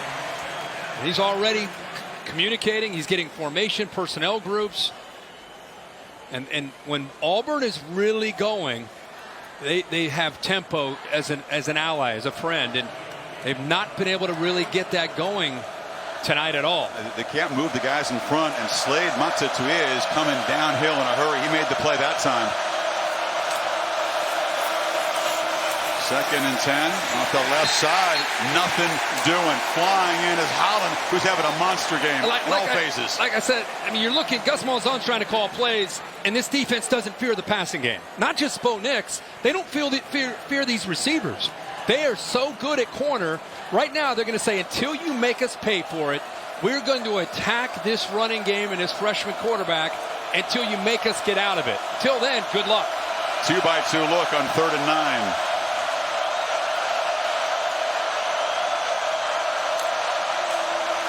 Ducks don't bring the blitz. Nix has time and delivers a long throw, incomplete. Auburn bench crying for a flag on Graham. Eli Stove, the receiver, but here comes the punt team again. Ball hit the ground by the time there was contact there by Graham. Good no call. And how about that throw, by the way, on 3rd down and long for a young freshman? Left hash, throwing that all the way to the right sideline on 3rd down. So even when he has time to make a throw, they're making him make the tough throw on 3rd down. Sippos may consider punting this one in the seats. They have not been able to get down and cover Jamon Holland, who's back deep. 2 huge returns. It's another punt that's going to be returnable. And he's going to make a last-second fair catch, and he got bumped after the fair catch. No flag. And the Ducks back to work from their 20 midway 3rd quarter. The College Football Playoff lives on ESPN. Saturday Night Football, presented by Wells Fargo on ABC, is brought to you by Audi and American Express. Don't do business without it. Don't live life without it. Supposed to be a shootout. Remember, 2 high-scoring offenses. Touchdowns were hard to come by in that championship game. Bo Nix actually watched that game as Cam Newton and the Tigers took down the Ducks. Now he is the man trying to lead Auburn to a comeback. But first, this defense has to get a stop getting the football back. Growing up around this program, again, his dad, quarterback in the 90s, his high school coach, Herbert, fuss, and throws the ball away. It is finally ruled incomplete. There was no whistle for a while. Britt and McClain pressured him. Yeah, they came from the left out here, kind of a little bit of a delay. They both come right from behind each other. Actually, Britt comes in from the middle. He's the one that's able to get around the back. They're talking about whether it's going to be intentional grounding. Exactly right. It was contact. I couldn't tell. Now flag's down. The quarterback, while in the pocket and under duress, threw the ball where there was no receiver. Therefore, intentional grounding. Offense number 10. Loss of down at the spot of the foul. It's second down. I think 33 feels that he was right there. Chris, you go ahead with Cyrus. Licchio? Yeah. He felt that he was there. I mean, Herbert's just trying to get rid of the ball, but he is pretty close. If they'd thrown it a little bit just at his feet, it'd be okay. Right. So second. I think it was the 20. Desperation of it maybe that got the attention of the official. Licchio is still in the game, and he's got the football. And he's more of a power back than a speed back. He's able to get back about 4 yards. Yeah, very long. Licchio, different kind of back than Dye and Verdell. Again, it's KJ Britt, one of those new linebackers who's played well tonight. Yeah, he's got great speed. I think Oregon has to be careful with their play calling. Backed up deep in their own territory. 3rd down and long. 3rd and 16, up 21-6. 6 minutes to go in the third. Yeah, Tigers are thinking takeaway right here. He rushed 4. Herbert has time. Steps up. Pump fakes. Long way to go to the marker, and he'll be dropped down way short by Britt. And they'll punt from the 21. So the intentional grounding penalty really stalls the drive before it gets going. He started a pump fake to Johnny Johnson on a crossing route. He actually, if he threw it, he had it for a first down, but the defense did a good job of forcing him out of the pocket. Mullins punted well tonight. All 3 have gone for 50+. The Tigers have not really come after him. They've been a very good punt block team over the years. Blocked 3 last year. And they peel back. And it's a low boot. Tut on the sidelines. They'll be knocked out. Auburn will get nice field position. 5:31 in the third quarter. The lead for Oregon is still 15. There's the harbor everybody wants.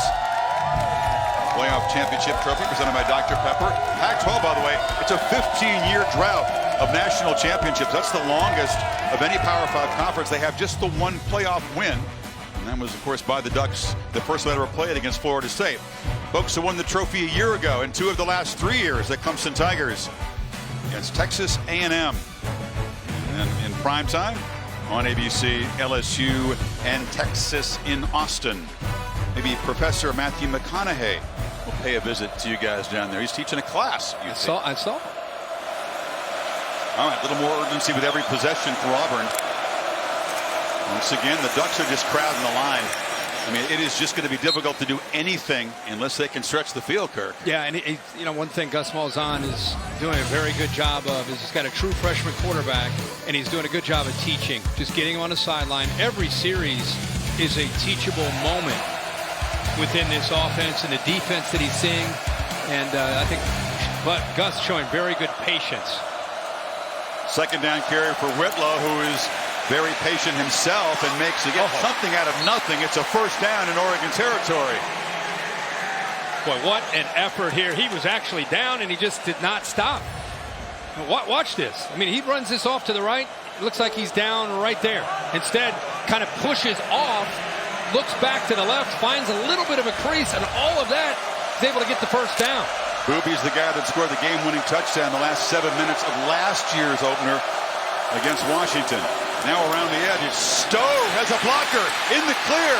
Eli Stowe down the sideline, a sprint that he's knocked out inside the 10, and the Tigers are threatening again. See, there's Auburn. First down, sugar huddle, get the ball in the perimeter with a jet sweep. Got a couple linemen around there to be able to pick up a nice block. Nye, the big tight end at 270 pounds. Good job of leading it and getting the ball on the perimeter, out on the edge. There it is again. Confusion on the edge. Ducks, and it's a touchdown to Stowe. They were not lined up, and they were not ready. And Auburn finally finds the end zone.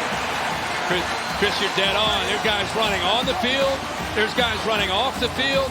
The tempo finally caught them. We keep waiting for when was it going to come, and they put together a drive where they get that typical Gus Malzahn offense rolling, and Oregon, for the first time all night, had their heads spinning a little bit and sitting back on their heels.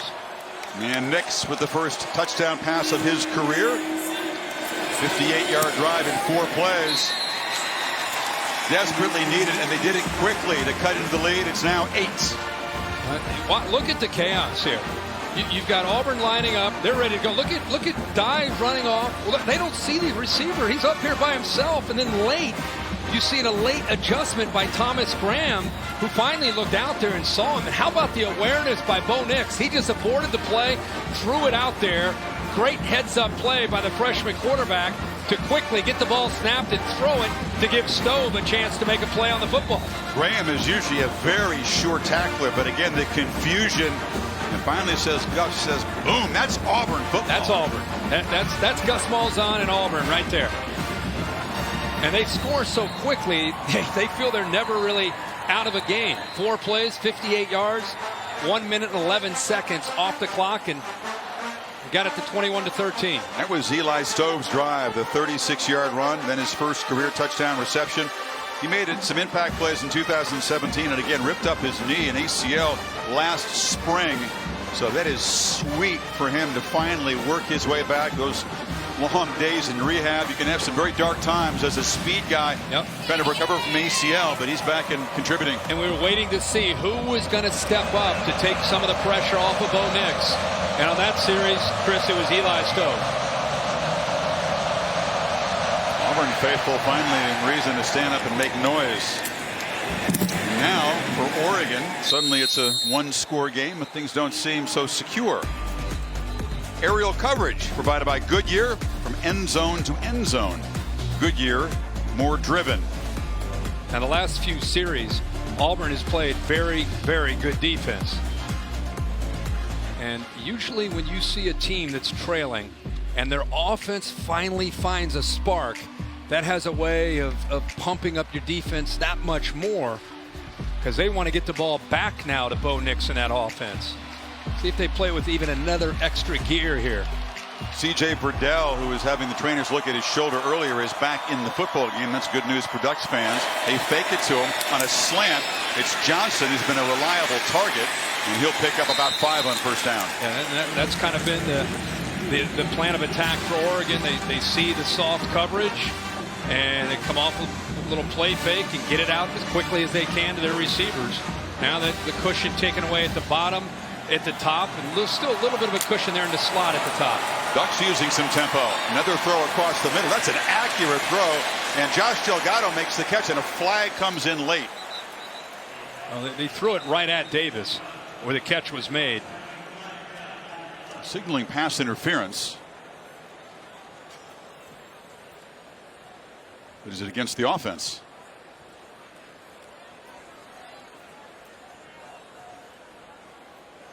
I think he grabbed a hold of him when he was running his route. I don't think it's on the offense at all.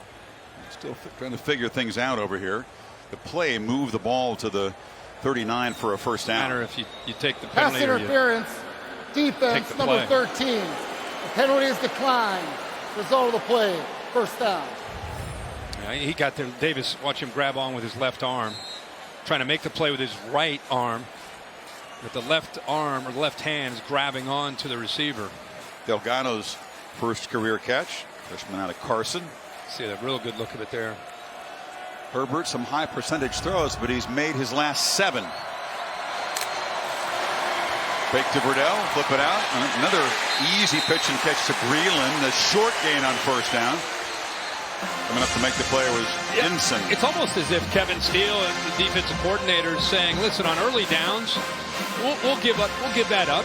We're going to be short tacklers. We're going to make sure there isn't a lot of yards after the catch. Try to get Herbert into third down. Crowding the line on 2nd and 7. Here comes the blitz. They get it out quickly. Verdell, a terrific tackle in space by Christian Tutt. Knocks him down. Well, they went with a tight formation just to get him out there one-on-one against Tutt to be able to make a play. You trust Verdell to get out there and be able to win this battle. How about that, Chris, in space? In third down, they're playing quickly, and the fingertip catch is made by Spencer Webb, but he is not going to have first down yardage. It's going to be 4th down, a yard short. Tutt made that play. Tutt does a good job of getting around the receiver that was lined up to his outside. Watch him work around and then close. Very good job of not getting screened or picked because of the vision and the awareness to expect that quick throw. Is Cristobal going to gamble in his end? Up 8 on 4th and 1? He's going to try to draw him off, right? You'd think this is a serious gamble if they run a play. Are you kidding? Trying to draw him off. Yeah.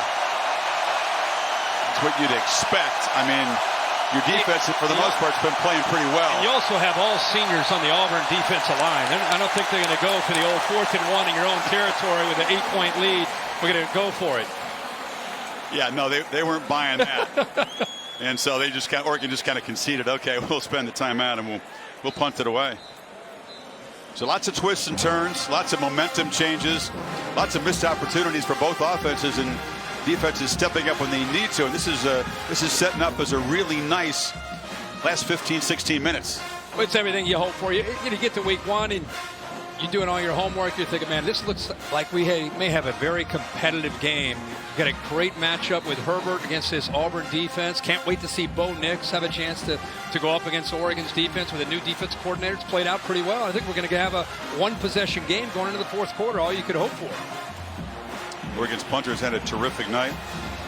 Ramon has boomed some deep ones. Now we'll try to pin Auburn back near the goal line. Tutt standing at his 10.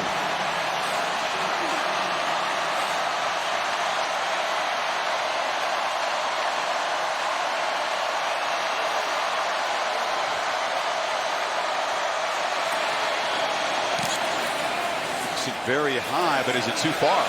And it's just going to land deep in the end zone. That's exactly what you don't want to do. This week's college football rankings brought to you by Chick-fil-A. This is the AP poll. We'll see Oklahoma and Jalen Hurts debut tomorrow against Houston. Ohio State, I don't know if their fans are totally satisfied with the win over Florida Atlantic. Not completely convincing. Michigan finally pulling away now from Middle Tennessee. Yeah, we see Notre Dame. You and I will be calling that game in Louisville. Looking forward to that on Monday night. Texas off to a big lead early against Texas or Louisiana Tech. The momentum and the energy inside the stadium feels different after the touchdown. Defense forced another punt. Auburn a big opportunity here under 2 minutes to go in the 3rd quarter. Whitlow picks his way. I would say the Auburn offense would be satisfied with their production. He's still fighting hard for yards on first down. Maria? Yeah, Chris, to add on to Herbie's point, even the defense on the sideline, they've been very gassed over the last 2 series. And they've come over, and for the first time, I'm seeing them request an oxygen mask. And a couple of guys, including Bryson Young, has had to receive a little bit of attention, some extra hydration, because they're starting to feel it in this game. Maria, it's getting a little chippy down there, too. 2nd and 2. And it's Whitlow again. Hammered, knocked down. It'll be a first down across the 30, though. We'll see if Auburn. Yeah, there's more chipping right there. Yeah, you got a little talking back and forth. The game's starting to get pretty competitive here. Game's on the line late. It's the best offensive line surge that we've seen in the last 2 possessions for the Auburn offense. The play calling, and I think the tempo, and I think attacking Oregon has really helped this offensive line be able to get better blocking angles up front.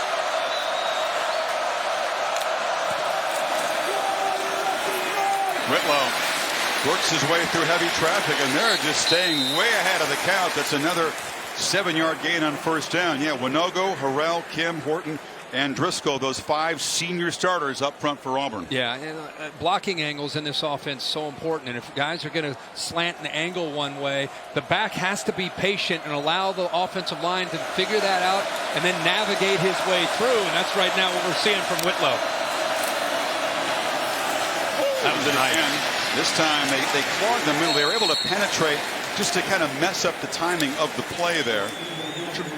Jordan Scott, we've not talked much about, but he is a load. At that time, he was the one able to get in there and affect the play. 325-pounder.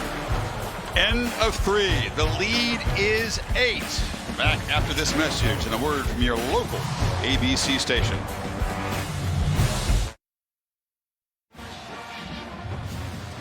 Teams traded touchdowns in the third quarter. We begin the final period. Auburn trying to extend the drive with a 3rd and 2. Ducks up by 8. It's an enormous fourth quarter for both teams. I think particularly, though, for Oregon, Kirk, and we'll talk about that as their defense tries to get a stop. Whitlow is the back. They fake it to him on the end around. Ducks are ready for the jet sweep that time, and it's a tackle for loss. Funa, the freshman, stays home on a 3rd down play. How about that? We've been talking about true freshmen in skill positions. That time, back here on the backside, he does exactly what he's expected to do. You never know with Auburn. They've been having success between the tackles with the patience of Whitlow. They fake that. They come back the other way. And there's the freshman on the outside waiting for him. Great play. On cue, Kirk, the defense makes a needed play. It's a program trying to get their swagger back on a national level. The bubble burst after the 2016 season. Fair catch signal. 3 different coaches in the last 3 years. They get rare chances to take their cuts at a big team out of conference. Now they have the lead entering the fourth quarter. All-State Bus with Curtis piloting it here in Arlington. Mayhem on opening Saturday. What's your mayhem moment? Boy, I thought it might be Boise State and Florida State, but the mayhem moment is Georgia State. They were 2-10 last year in the Sun Belt, taking on Tennessee, and about them going into Knoxville. Sean Elliott able to get a win 38-30. They were driving the ball 9 plays, 10 plays. They were 26-point underdog. Great win there. Congratulations, Georgia State. Now the Ducks get the football back. The offense has been stymied lately by Kevin Steele's defense. And it's a first down run. And Verdell knifes forward for just about 3. Considering the way he came off about 2 or 3 series where he was noticeably in a lot of pain, looked like in his left shoulder, he has come back from that looking as if he's unfazed, still running hard. He's the bell cow. He's the guy, despite his size at 5'9", 210. He's got to carry the load. He's the go-to man for the Ducks in the backfield. Maria reporting how gassed the Oregon defense looked lately. Offense could use a little march here, take some pressure off the defense, but right away with the incompletion, it's going to be 3rd and long. Webb the intended target.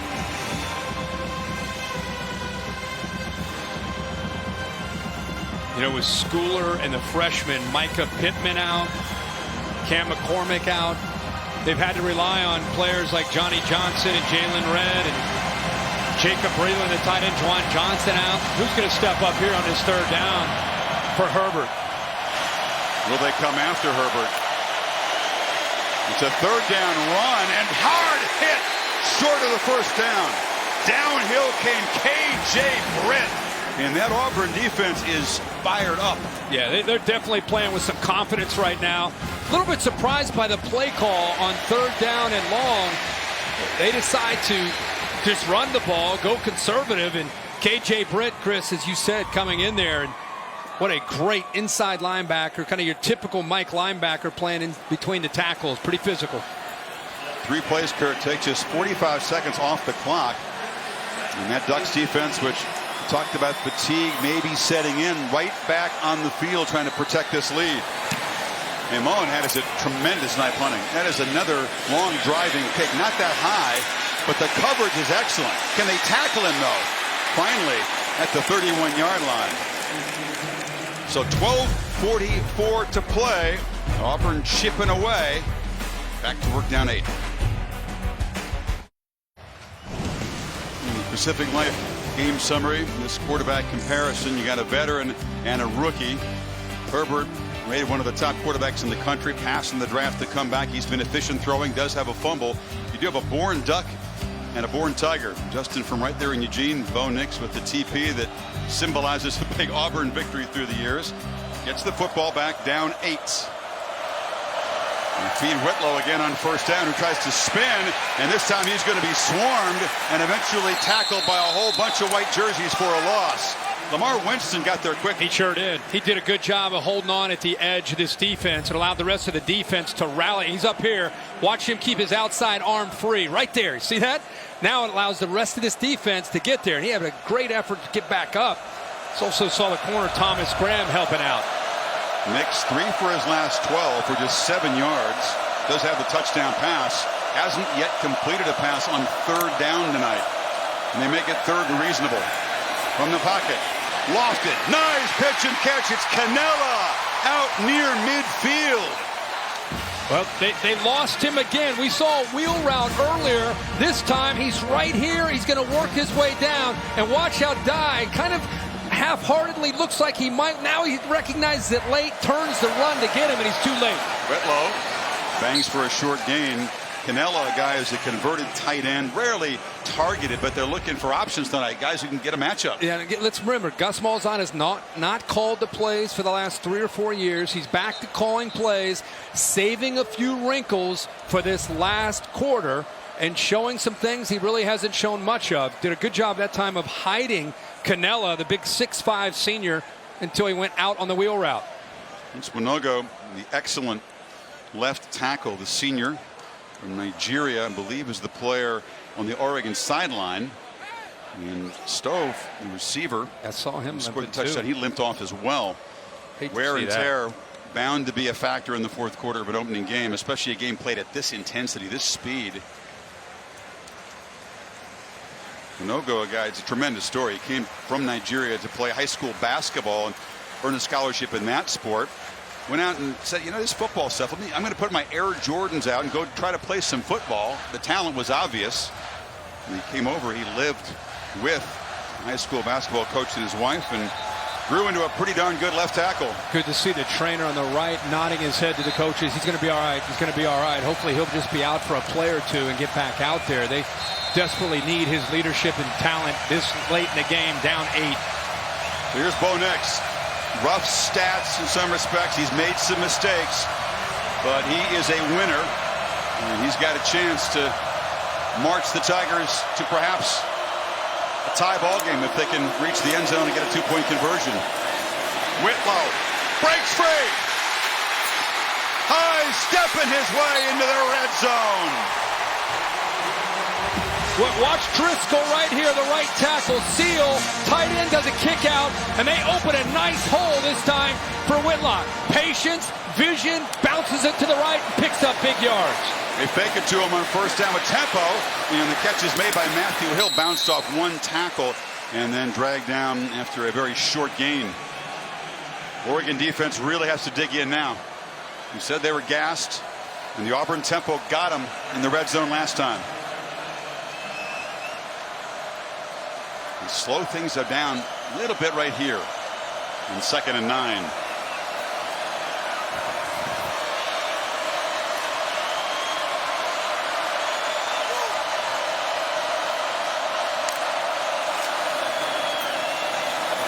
Booby bangs ahead down inside the 10. He's near the marker.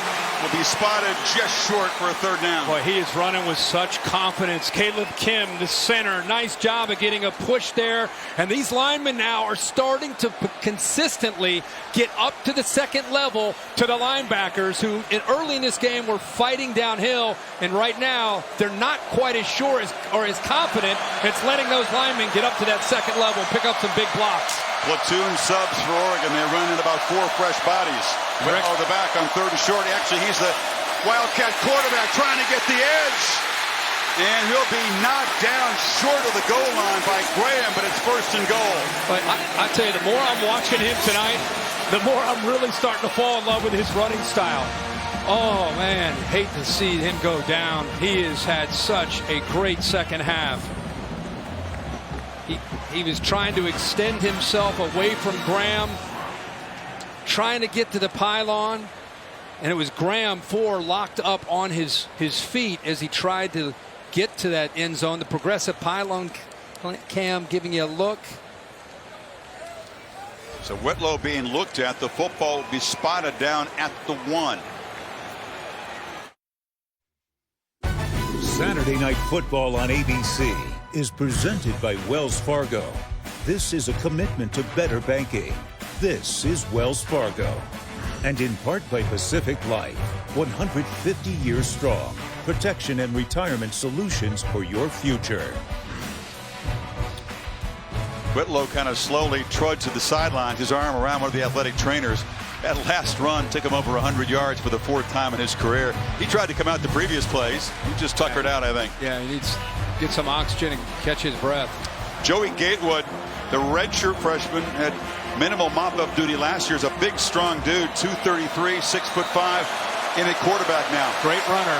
Offensive linemen are lined up in the backfield. This is just a dive for the end zone. Did he get there? Yes! And the Tigers get within 2. Nice job for Joey Gatewood. Comes in 6'5". We're down at the 1-yard line. Try to extend yourself over the goal line. One play. Break the plane. Touchdown for Auburn. You hold the ball out like that, you better break the plane first. He's a guy with 4.5 speed, but also long arms, powerful body, and shoulder injury. A lot of last year kept him from being a mop-up more frequently. And now the Tigers down 21-6. Just about 10 minutes to go on the clock. Gus Malzahn is out on the field. I mean, he's out to the numbers. Him and a couple coaches. The play clock, Gus Malzahn trying to get it reset, which they've done. 2-point conversion for the tie. Nix back at quarterback. Shivers is the back. And was there a flinch up front? Wanogo, the left tackle. Let's see if that changes the thinking or if he's still going to try to go for the 2-point conversion out here. From the 8, he is steaming.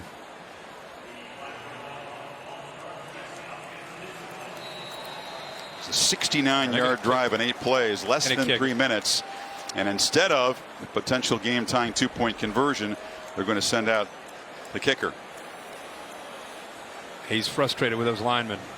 Auburn, by the way, trying to convert a PAT for the 276th consecutive time. They're chasing the FBS record held by Florida State. It's a high snap and a good job getting it down by Sage Ledbetter, the holder. And Auburn back within 1, 9:48 to play. They have momentum. They're going to go for 2 in the tie. Gus is a little steamed. Who was that on the false start? He got his answer, Kurt. Wanogo had to say, me? Here's the thing. He knows he blew an opportunity, or the group blew an opportunity. Chance to go for 2. The tie. He did no hesitation. He knew exactly the play that he wanted. Ball on the left hash. Trips to the right. Knew exactly. And then they jump. And instead of potentially having it 21-21, they have to settle for the extra point, and that's why he was somewhat animated there with the offensive lineman. Good news for the Tigers. Their defense has been stout.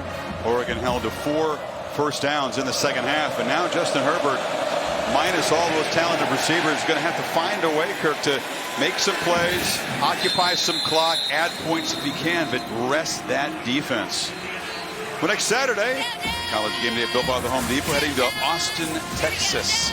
They set up the Bayou Bengals and the Longhorns. Always a fun place to be, Austin, Texas. Yeah, it'll be a great time. Make sure you focus on the job at hand and not on the festivities out and about, because you can do that. Yeah. Or one can do that, I should say. I guess a certain individual could do that, I guess. We've got a great We've had some times in Austin over the years. It's been awesome. Great doubleheader on ABC with Clemson and A&M, 3:30, and leading to that game, primetime next week.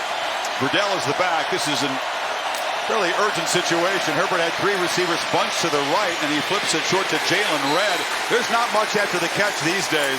Dinson was there for the stop. Yeah, they're flying around right now, doing a very good job of taking away any potential yards that Redd or any of the receivers were coming up with in the first half. You got 4 on first down. Playing a little more downhill as a defense. They're not backing off on the tempo. Gets out quickly. Redd again in space, and they will make a first down out near the 40. Well, that time he had some people out in front of him. Sewell, the left tackle, got out there. The tight end, Breland, again, ball out quickly.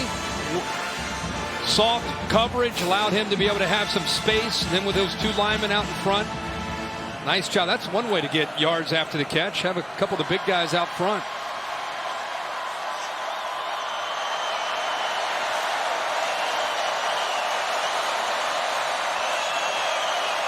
And there's some movement along the line. Jake Hansen, the center. Offense, number 75. 5-yard penalty. It's first down. They said 75. It's Dallas Warmack, the Alabama transfer, brother of Chance. Yeah, there's a slight flinch. Yeah. Hansen snapped the ball quickly and turned to his left, and nobody really moved. Mario Cristobal and his staff in an interesting position calling plays. They've come out pretty aggressive, getting the ball out quickly. Remember, the 1-point lead. You don't want to get too conservative. You also don't want to turn the ball over. And here's a throw to Redd. Gets a block in space. And they will chase him down. He's tackled out near the marker at the 46. So a nice gain on 1st and 15, and 30 has been busy out there. And Dallas Warmack out down with an entry. This play was really well designed here, Chris. They show screen to the left. In fact, you have linemen. Watch the left side of the offensive lineman showing that they're going to go to a screen to the left. Back goes that way. You get the defense all going over here, and then you end up coming back the other way. Well-designed play to hit that crease in the Auburn defense. We're looking at Warmack. We'll take a timeout. 8:16 to play. It's 2nd and 1. All 3 plays on this drive. Receptions by Jalen Redd. And try to run it for a first down. Verdell, boy, he has just taken some shots tonight, but he only knows one way, straight ahead downhill, huh? He runs downhill, yeah. 2nd and short. Not much room for him to work through. You know who he ran through? Derek Brown. Derek Brown, the top interior defensive lineman and one of the top in the entire country. He got off of the lineman, and he was there, but Verdell was coming at him so quickly and so low, he couldn't bring him down. Dude, he's 5'9", 210. He is just running with no fear in among the big boys. They fake it to him. Herbert now will tuck it, and he'll have to scramble back. No gain. Nick Coe, we've not called his name a lot, the versatile defensive lineman who moves all over the place. Yeah, he is one of the better pass rushers you'll see in the SEC. Coe got the sack or got the pressure, but Christian Tutt made the play in coverage. Once again, Auburn in coverage, forcing Herbert to hold on to the football and then allowing the defensive lineman, in this case Coe, to get home. In 2nd and 10, Verdell looks over the middle, and again they target an underneath receiver, Johnny Johnson, sure-handed. Davis tackles him. It'll be 3rd and 5 now at the 45. With Oregon, they're just trying to eat clock, try to move the ball. At the very least, they're flipping the field here. If they're not able to get this first down, they're able to try to pin Auburn back. See if they use a lot of the play clock. They can take it down about 6:20. They can get a first down. It would be huge for their cause.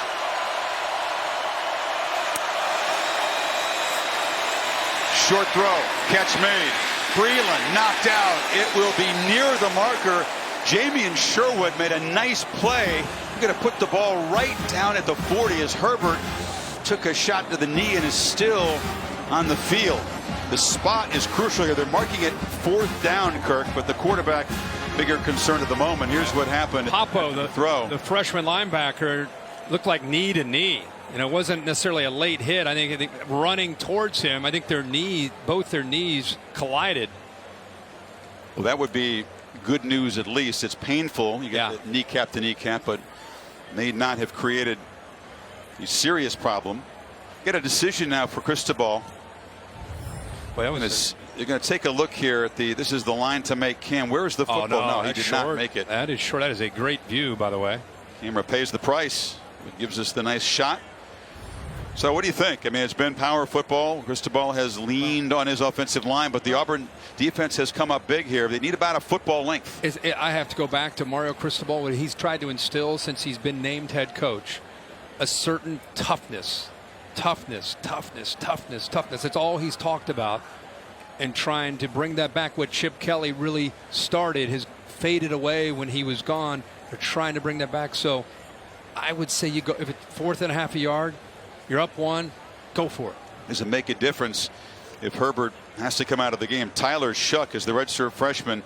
He played a few games as a mop-up quarterback last year, was able to preserve the redshirt season. You have to look at the knee-to-knee contact. Yeah, just that right knee. That's one of those that hurts. I mean, that's not necessarily one of those that you're concerned about him and being able to play again. It's more of just enduring the pain. Does it influence the play decision here, though? Do you put in a quarterback with no experience? Absolutely. I mean, if your entire message of your program is win, attitude, toughness. I mean, and here the game's on the line. It's 4th and a half a yard. You've got number 7 back there who's had a great night. You got an offensive line that's had some confidence, being able to win at the line of scrimmage. I think you go completely against your entire philosophy as a program if you didn't go for this. Herbert actually wanted to come back in the game. He's going to have to sit the play out. Not allowed to come back in because they attended to him. So it is Shuck, assuming they do run the play, trying to move it about a foot and prolong the drive and get closer to the Auburn goal line and chew some more clock. And Mario Cristobal can give a pep talk to the offensive line as well as anybody on the planet. Play clock's at 8. They're definitely going to call a timeout. Yeah, they're going to have to spend a timeout here. He's right next to the official. They'll take it all the way down, burn as much clock as they can. You do not want to rush this play. No. With a brand new quarterback in there. No, but I love it, Kirk, that we talked about, and the entire country has been talking about the Oregon offensive line and those 153 combined starts. That's the most in FBS in 8 years against this Auburn defensive front with their NFL prospects, and it has so often come down to that, and here it is again. And here it is with basically, you don't want to say the complete game on a line, but a pivotal point with 5:34 to go, 4th and a half yard. Oregon's won their battles tonight in that matchup. Auburn has won some battles here in the second half, and I just think he doesn't have much of a choice here. He has to go for this, even with his starting quarterback taking a play off here.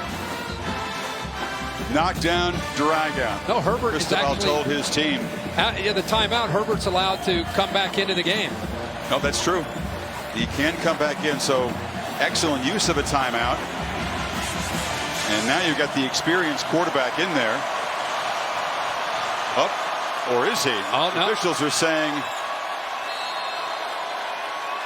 Let's talk to Dave Qatar, rules expert, because Oregon thought by taking a timeout they could bring him in, Dave. No, they cannot. On an injury, there has to be a play in between. Okay, even with the timeout. You cannot buy a player back in. That's the rule. Okay. You can buy a player back in on a timeout if he loses his helmet, but not for an injury. So they assumed that they could get him back out there, but now they had to call another timeout. It's a big play. It's a big play. It certainly is. Well, all right, the suspense is building. All right, Chuck. What do you call? Where's 7 lined up? So that's all I want to know. I'm going to trust my left side of my offensive line. Nope, you can't go. Justin said what?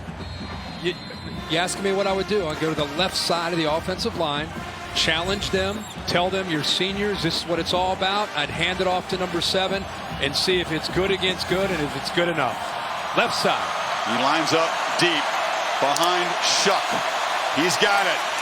He gets everything. Slammed down. A tackle for loss. The Tigers make a stand to get the football back. Truesdell and McLean. So I thought they'd run left because that's the strength. Guess who else thought they might run left? Kevin Steele.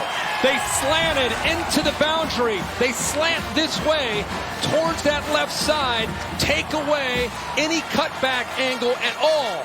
So understand the call. It's the right call by Oregon, especially with your starting quarterback out. You go to the good, you go to the left side, you go to your back.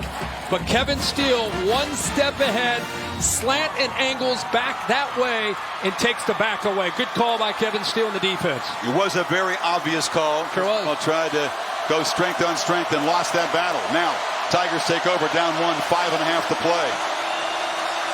Whitlow has gotten a breather, and he's back in. And he's got the football. And he is pounded at the line of scrimmage, just knocked backward. Austin Faliu. Yep. Also, we saw the veteran Winston get in there, pushing them back. His patience has helped him. But on that one, it slowed him down enough for Oregon to get after him. Remember, if you just tuned into this game, Bo Nix, a kid that grew up watching his dad, or not watching his dad, watching Cam Newton, dreaming of playing for Auburn as a true freshman. How about this for his first game? Really have to make a play with his arm. 2nd and 10. It's play action. Steps up, scrambling around. Just running out of room and time and launches it into the bench. He had to have the big eyes there. Javon Holland came on the blitz and pressured him. 3rd and long. Well, they took the wheel route away. Canella, 80. They've hit that a few times. This time, it's covered. Here he is. They slide him down, but look at Dye right there where he needs to be. Sees him the entire time.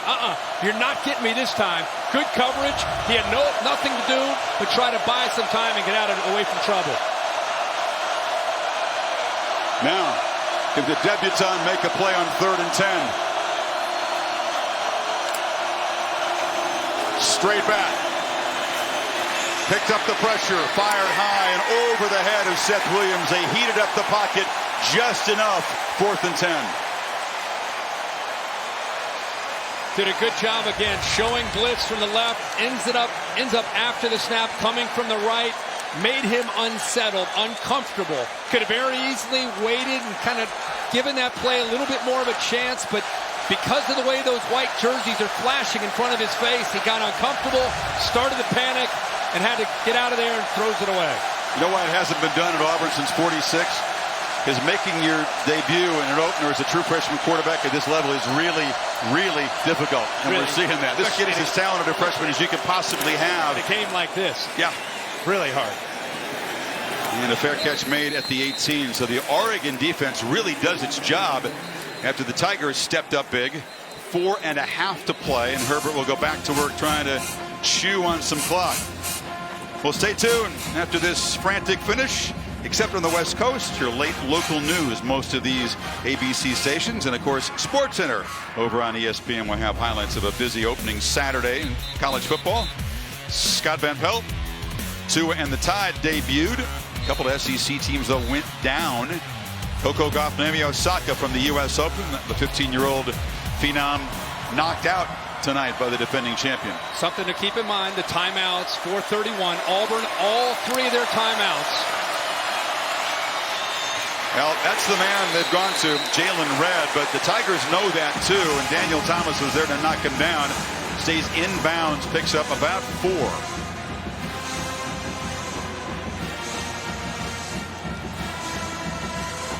It figures to be a mix of high percentage throws and maybe C.J. Verdell run as they try to just, if nothing else, Kirk, improve field position.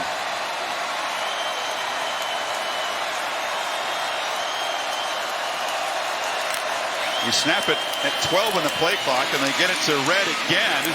And he's going to be knocked down right near the marker. Yeah, they'll move it. It's a first down, Oregon. Yeah. I'm very surprised that at this point in the game, on early downs, that they're giving them that easy throw.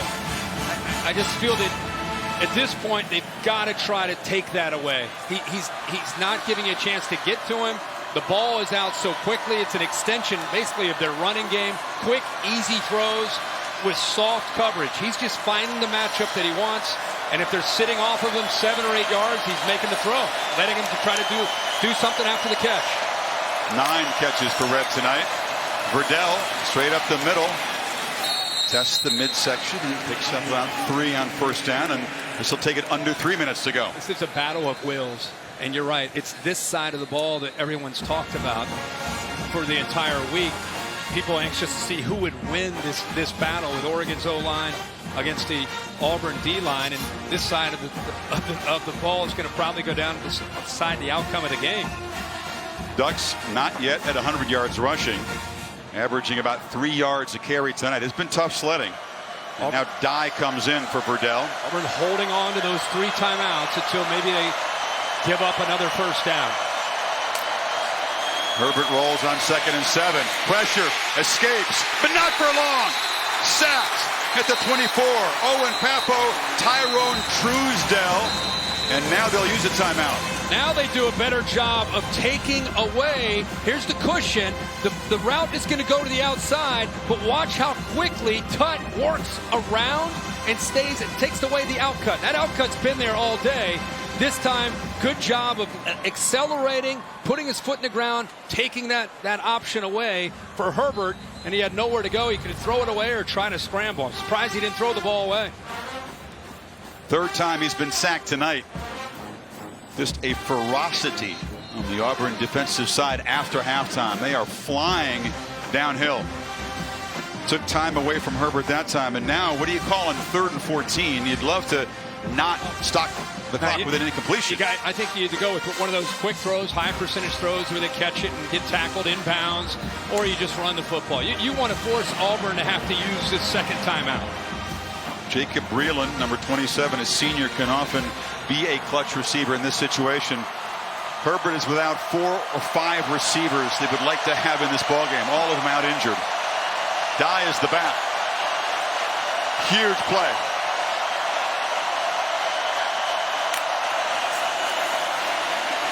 Has time.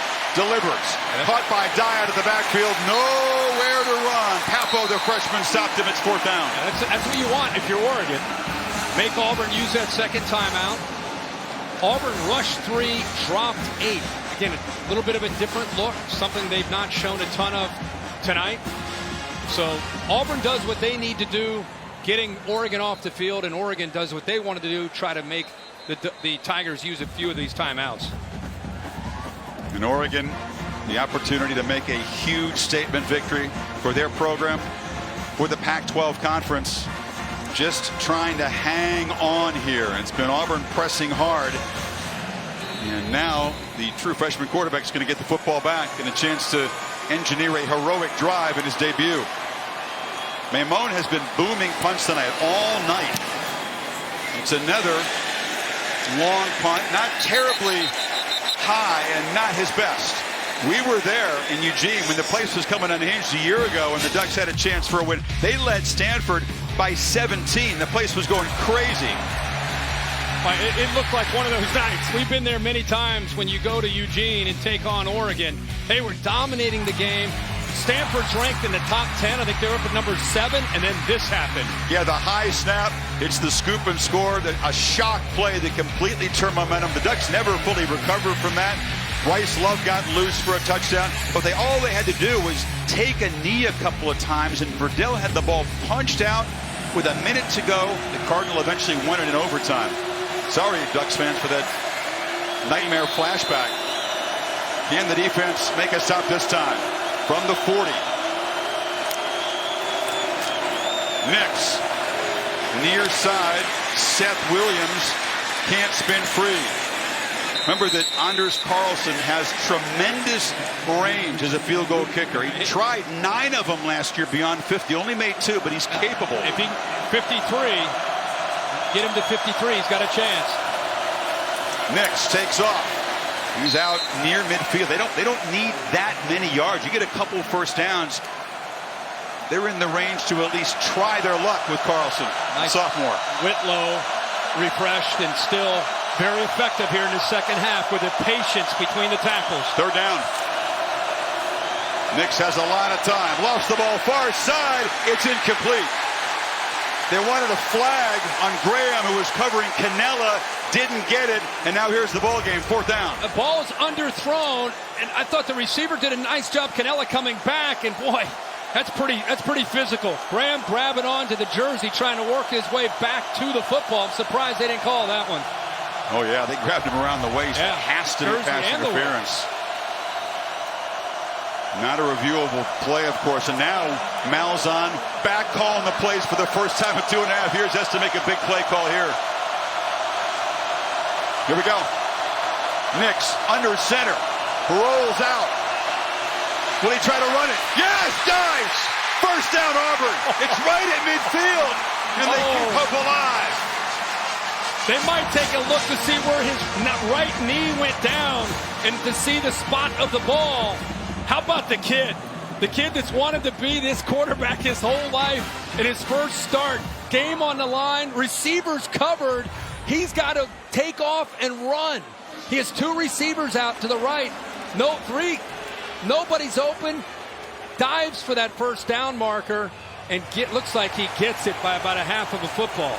That's what they're going to look at right there. Right there. Right. The knee's down. The ball just had to get to the 50. That's right where the yard line is. So is the ball across the 50? It's difficult from that angle. Right there is where the action will be stopped. Here's a better look.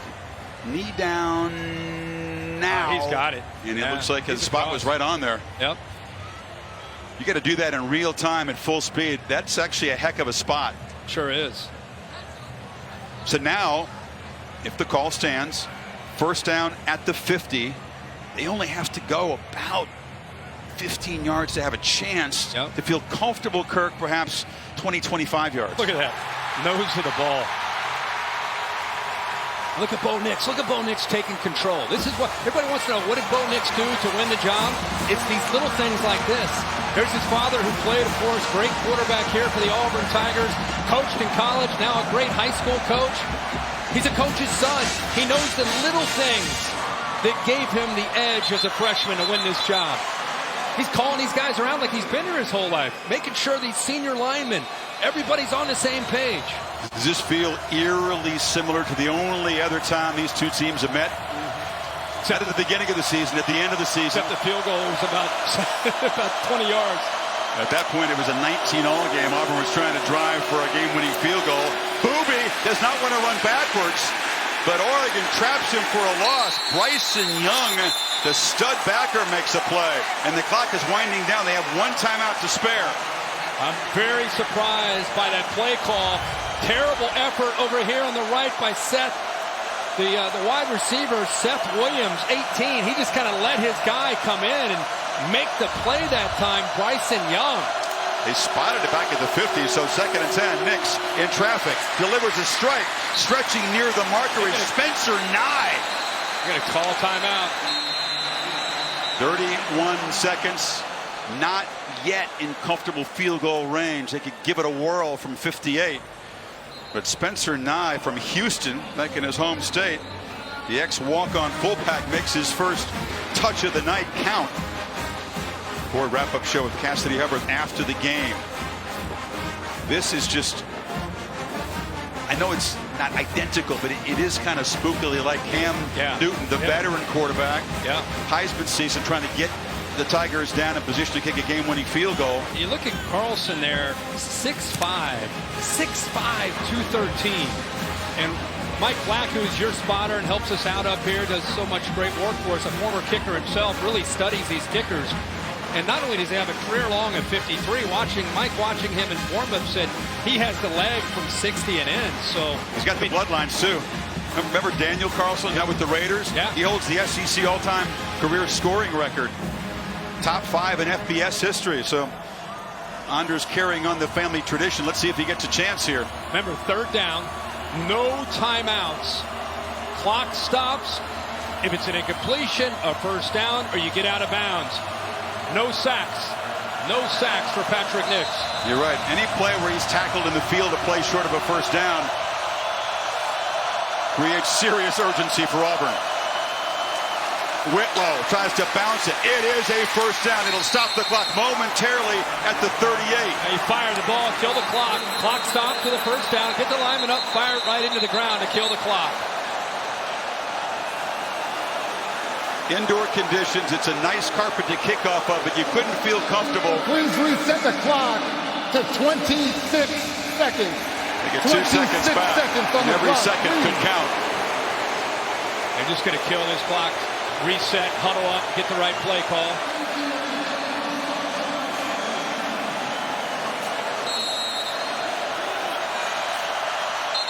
You know you've got a kicker who's capable from here, but his percentage is not good beyond 50. They kept trying him early in the season. He was 2 for 9 beyond 50. That's from 56 in pregame. I mean, this just gives you an idea. I know there isn't a rush, and you've got the automatic hold there, so it's easy, but it's just the leg strength of this young man. But Auburn's saying, let's get closer. Yes. Who said it? And so is Carlson. Yeah. Nix from the pocket's going to throw, launches it near side, incomplete. Trying to make a back shoulder throw to Seth Williams. They trusted the quarterback to throw it downfield, Kirk. Sure did. And I don't blame Gus for trusting him based on just watching him play, and I'm sure the things he's seen throughout the spring and the summer. Look at his eyes. I mean, he doesn't look like a deer in the headlights. He looks like he's in his element. Just a matter of making a throw and somebody coming up here. Then third down, 10, and no timeouts. Ducks come after him. Nix gets it out. Caught! Williams out of bounds with 16 seconds, and now they are in field goal range. Poise. He's in rhythm. One hitch. Ball is out. Throws it exactly where it needs to be, towards the sideline. Williams is able to get away, get separation from the defender. Now they can play a little safer, but they're not going to. Nix is back, throws it downfield, caught, touchdown, Williams!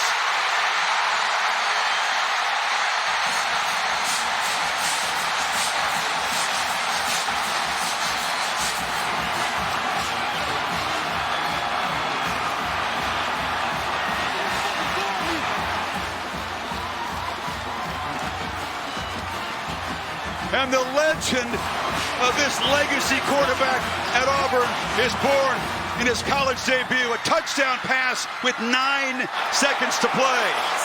I wonder, after the play, unsportsmanlike conduct for spiking the ball. Offense, number 18. That's his first. That 15-yard penalty will be assessed on the kickoff. We'll attempt to try. A 26-yard touchdown pass. Auburn leads for the first time tonight. They were down 15 late third quarter. you think old Bo Nix, when he's laying in his bed as a 10 or 11-year-old dreaming of being a quarterback at Auburn, ever thought that his first start could potentially be like this? And Carlson, who had to have his mind wrapped around a game-winning field goal attempt from long distance, is instead on for a PAT. And Oregon, in an opportunity for a huge statement win, may taste heartbreak again. Wait, go back to the matchup. You just said now they can go conservative. Gus Malzahn said, nope, I trust my freshman. Underthrows it. And Seth Williams does a good job of coming back to the ball. By the way, he's kind of slow playing it. Gets in front of the safety. He has a big catch radius at 6'3". He's a big guy at 245 pounds. But the ball being underthrown allowed him to come back and undercut McQuarrie. That's why, or actually, that wasn't McQuarrie. It actually gets behind. McKinley. Yeah, McKinley gets behind Graham. Does a good job getting behind in front of McKinley and up in the air. But his big body, the ball being underthrown, and Auburn scores the go-ahead score with 9 seconds. I'm with you. You're thinking, all right, get it in the middle of the field, try to spot the ball. Dead center, Patrick Nix, a quarterback in the 90s, coached his son Bo in high school, and knows that his kid has dreamt about this forever. Gus pretty calm, like he knew kid was going to respond, and he trusted him. That's just incredible. I mean, he made a couple ill-advised throws early in the game, bad-looking freshman mistakes, but grew up fast in the second half. Yeah, I mean, he has so many moments tonight that it's obvious. What did you say, 46? 46, yep. Last time a true freshman for Auburn started. Doesn't happen very often.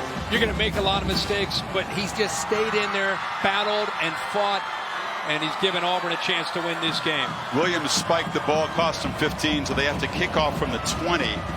Special teams has been a real problem. You'd think it's unlikely they're going to give the Ducks a chance to return a ball deep, right?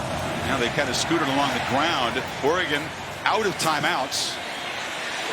And striding straight up the field and making a dangerous return and still running and tackled down to the 35 with 3 seconds to go. Ducks are going to have a shot at the end zone. Davis nearly broke it. And now you're thinking, I'm looking at the score, right?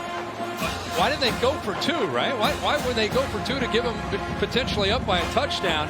Now you give Justin Herbert a chance to have a shot at the end zone. And you just wonder in a game like this, you knew the losing team was going to bemoan points left on the board, but the drop touchdown pass by Addison, the missed chip shot, those 3 points have been pretty precious right now. I'm still going back to why would you go for 2? What's the difference between being up by 5 or 6? Or there's no difference. I'd rather be up by 7. What if he ends up hitting this Hail Mary?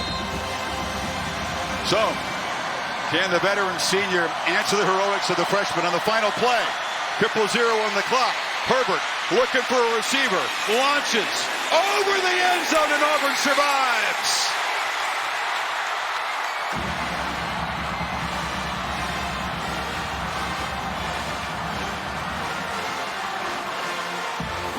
A comeback victory, a game-winning touchdown pass with 9 seconds to go in Bo Nix's college debut.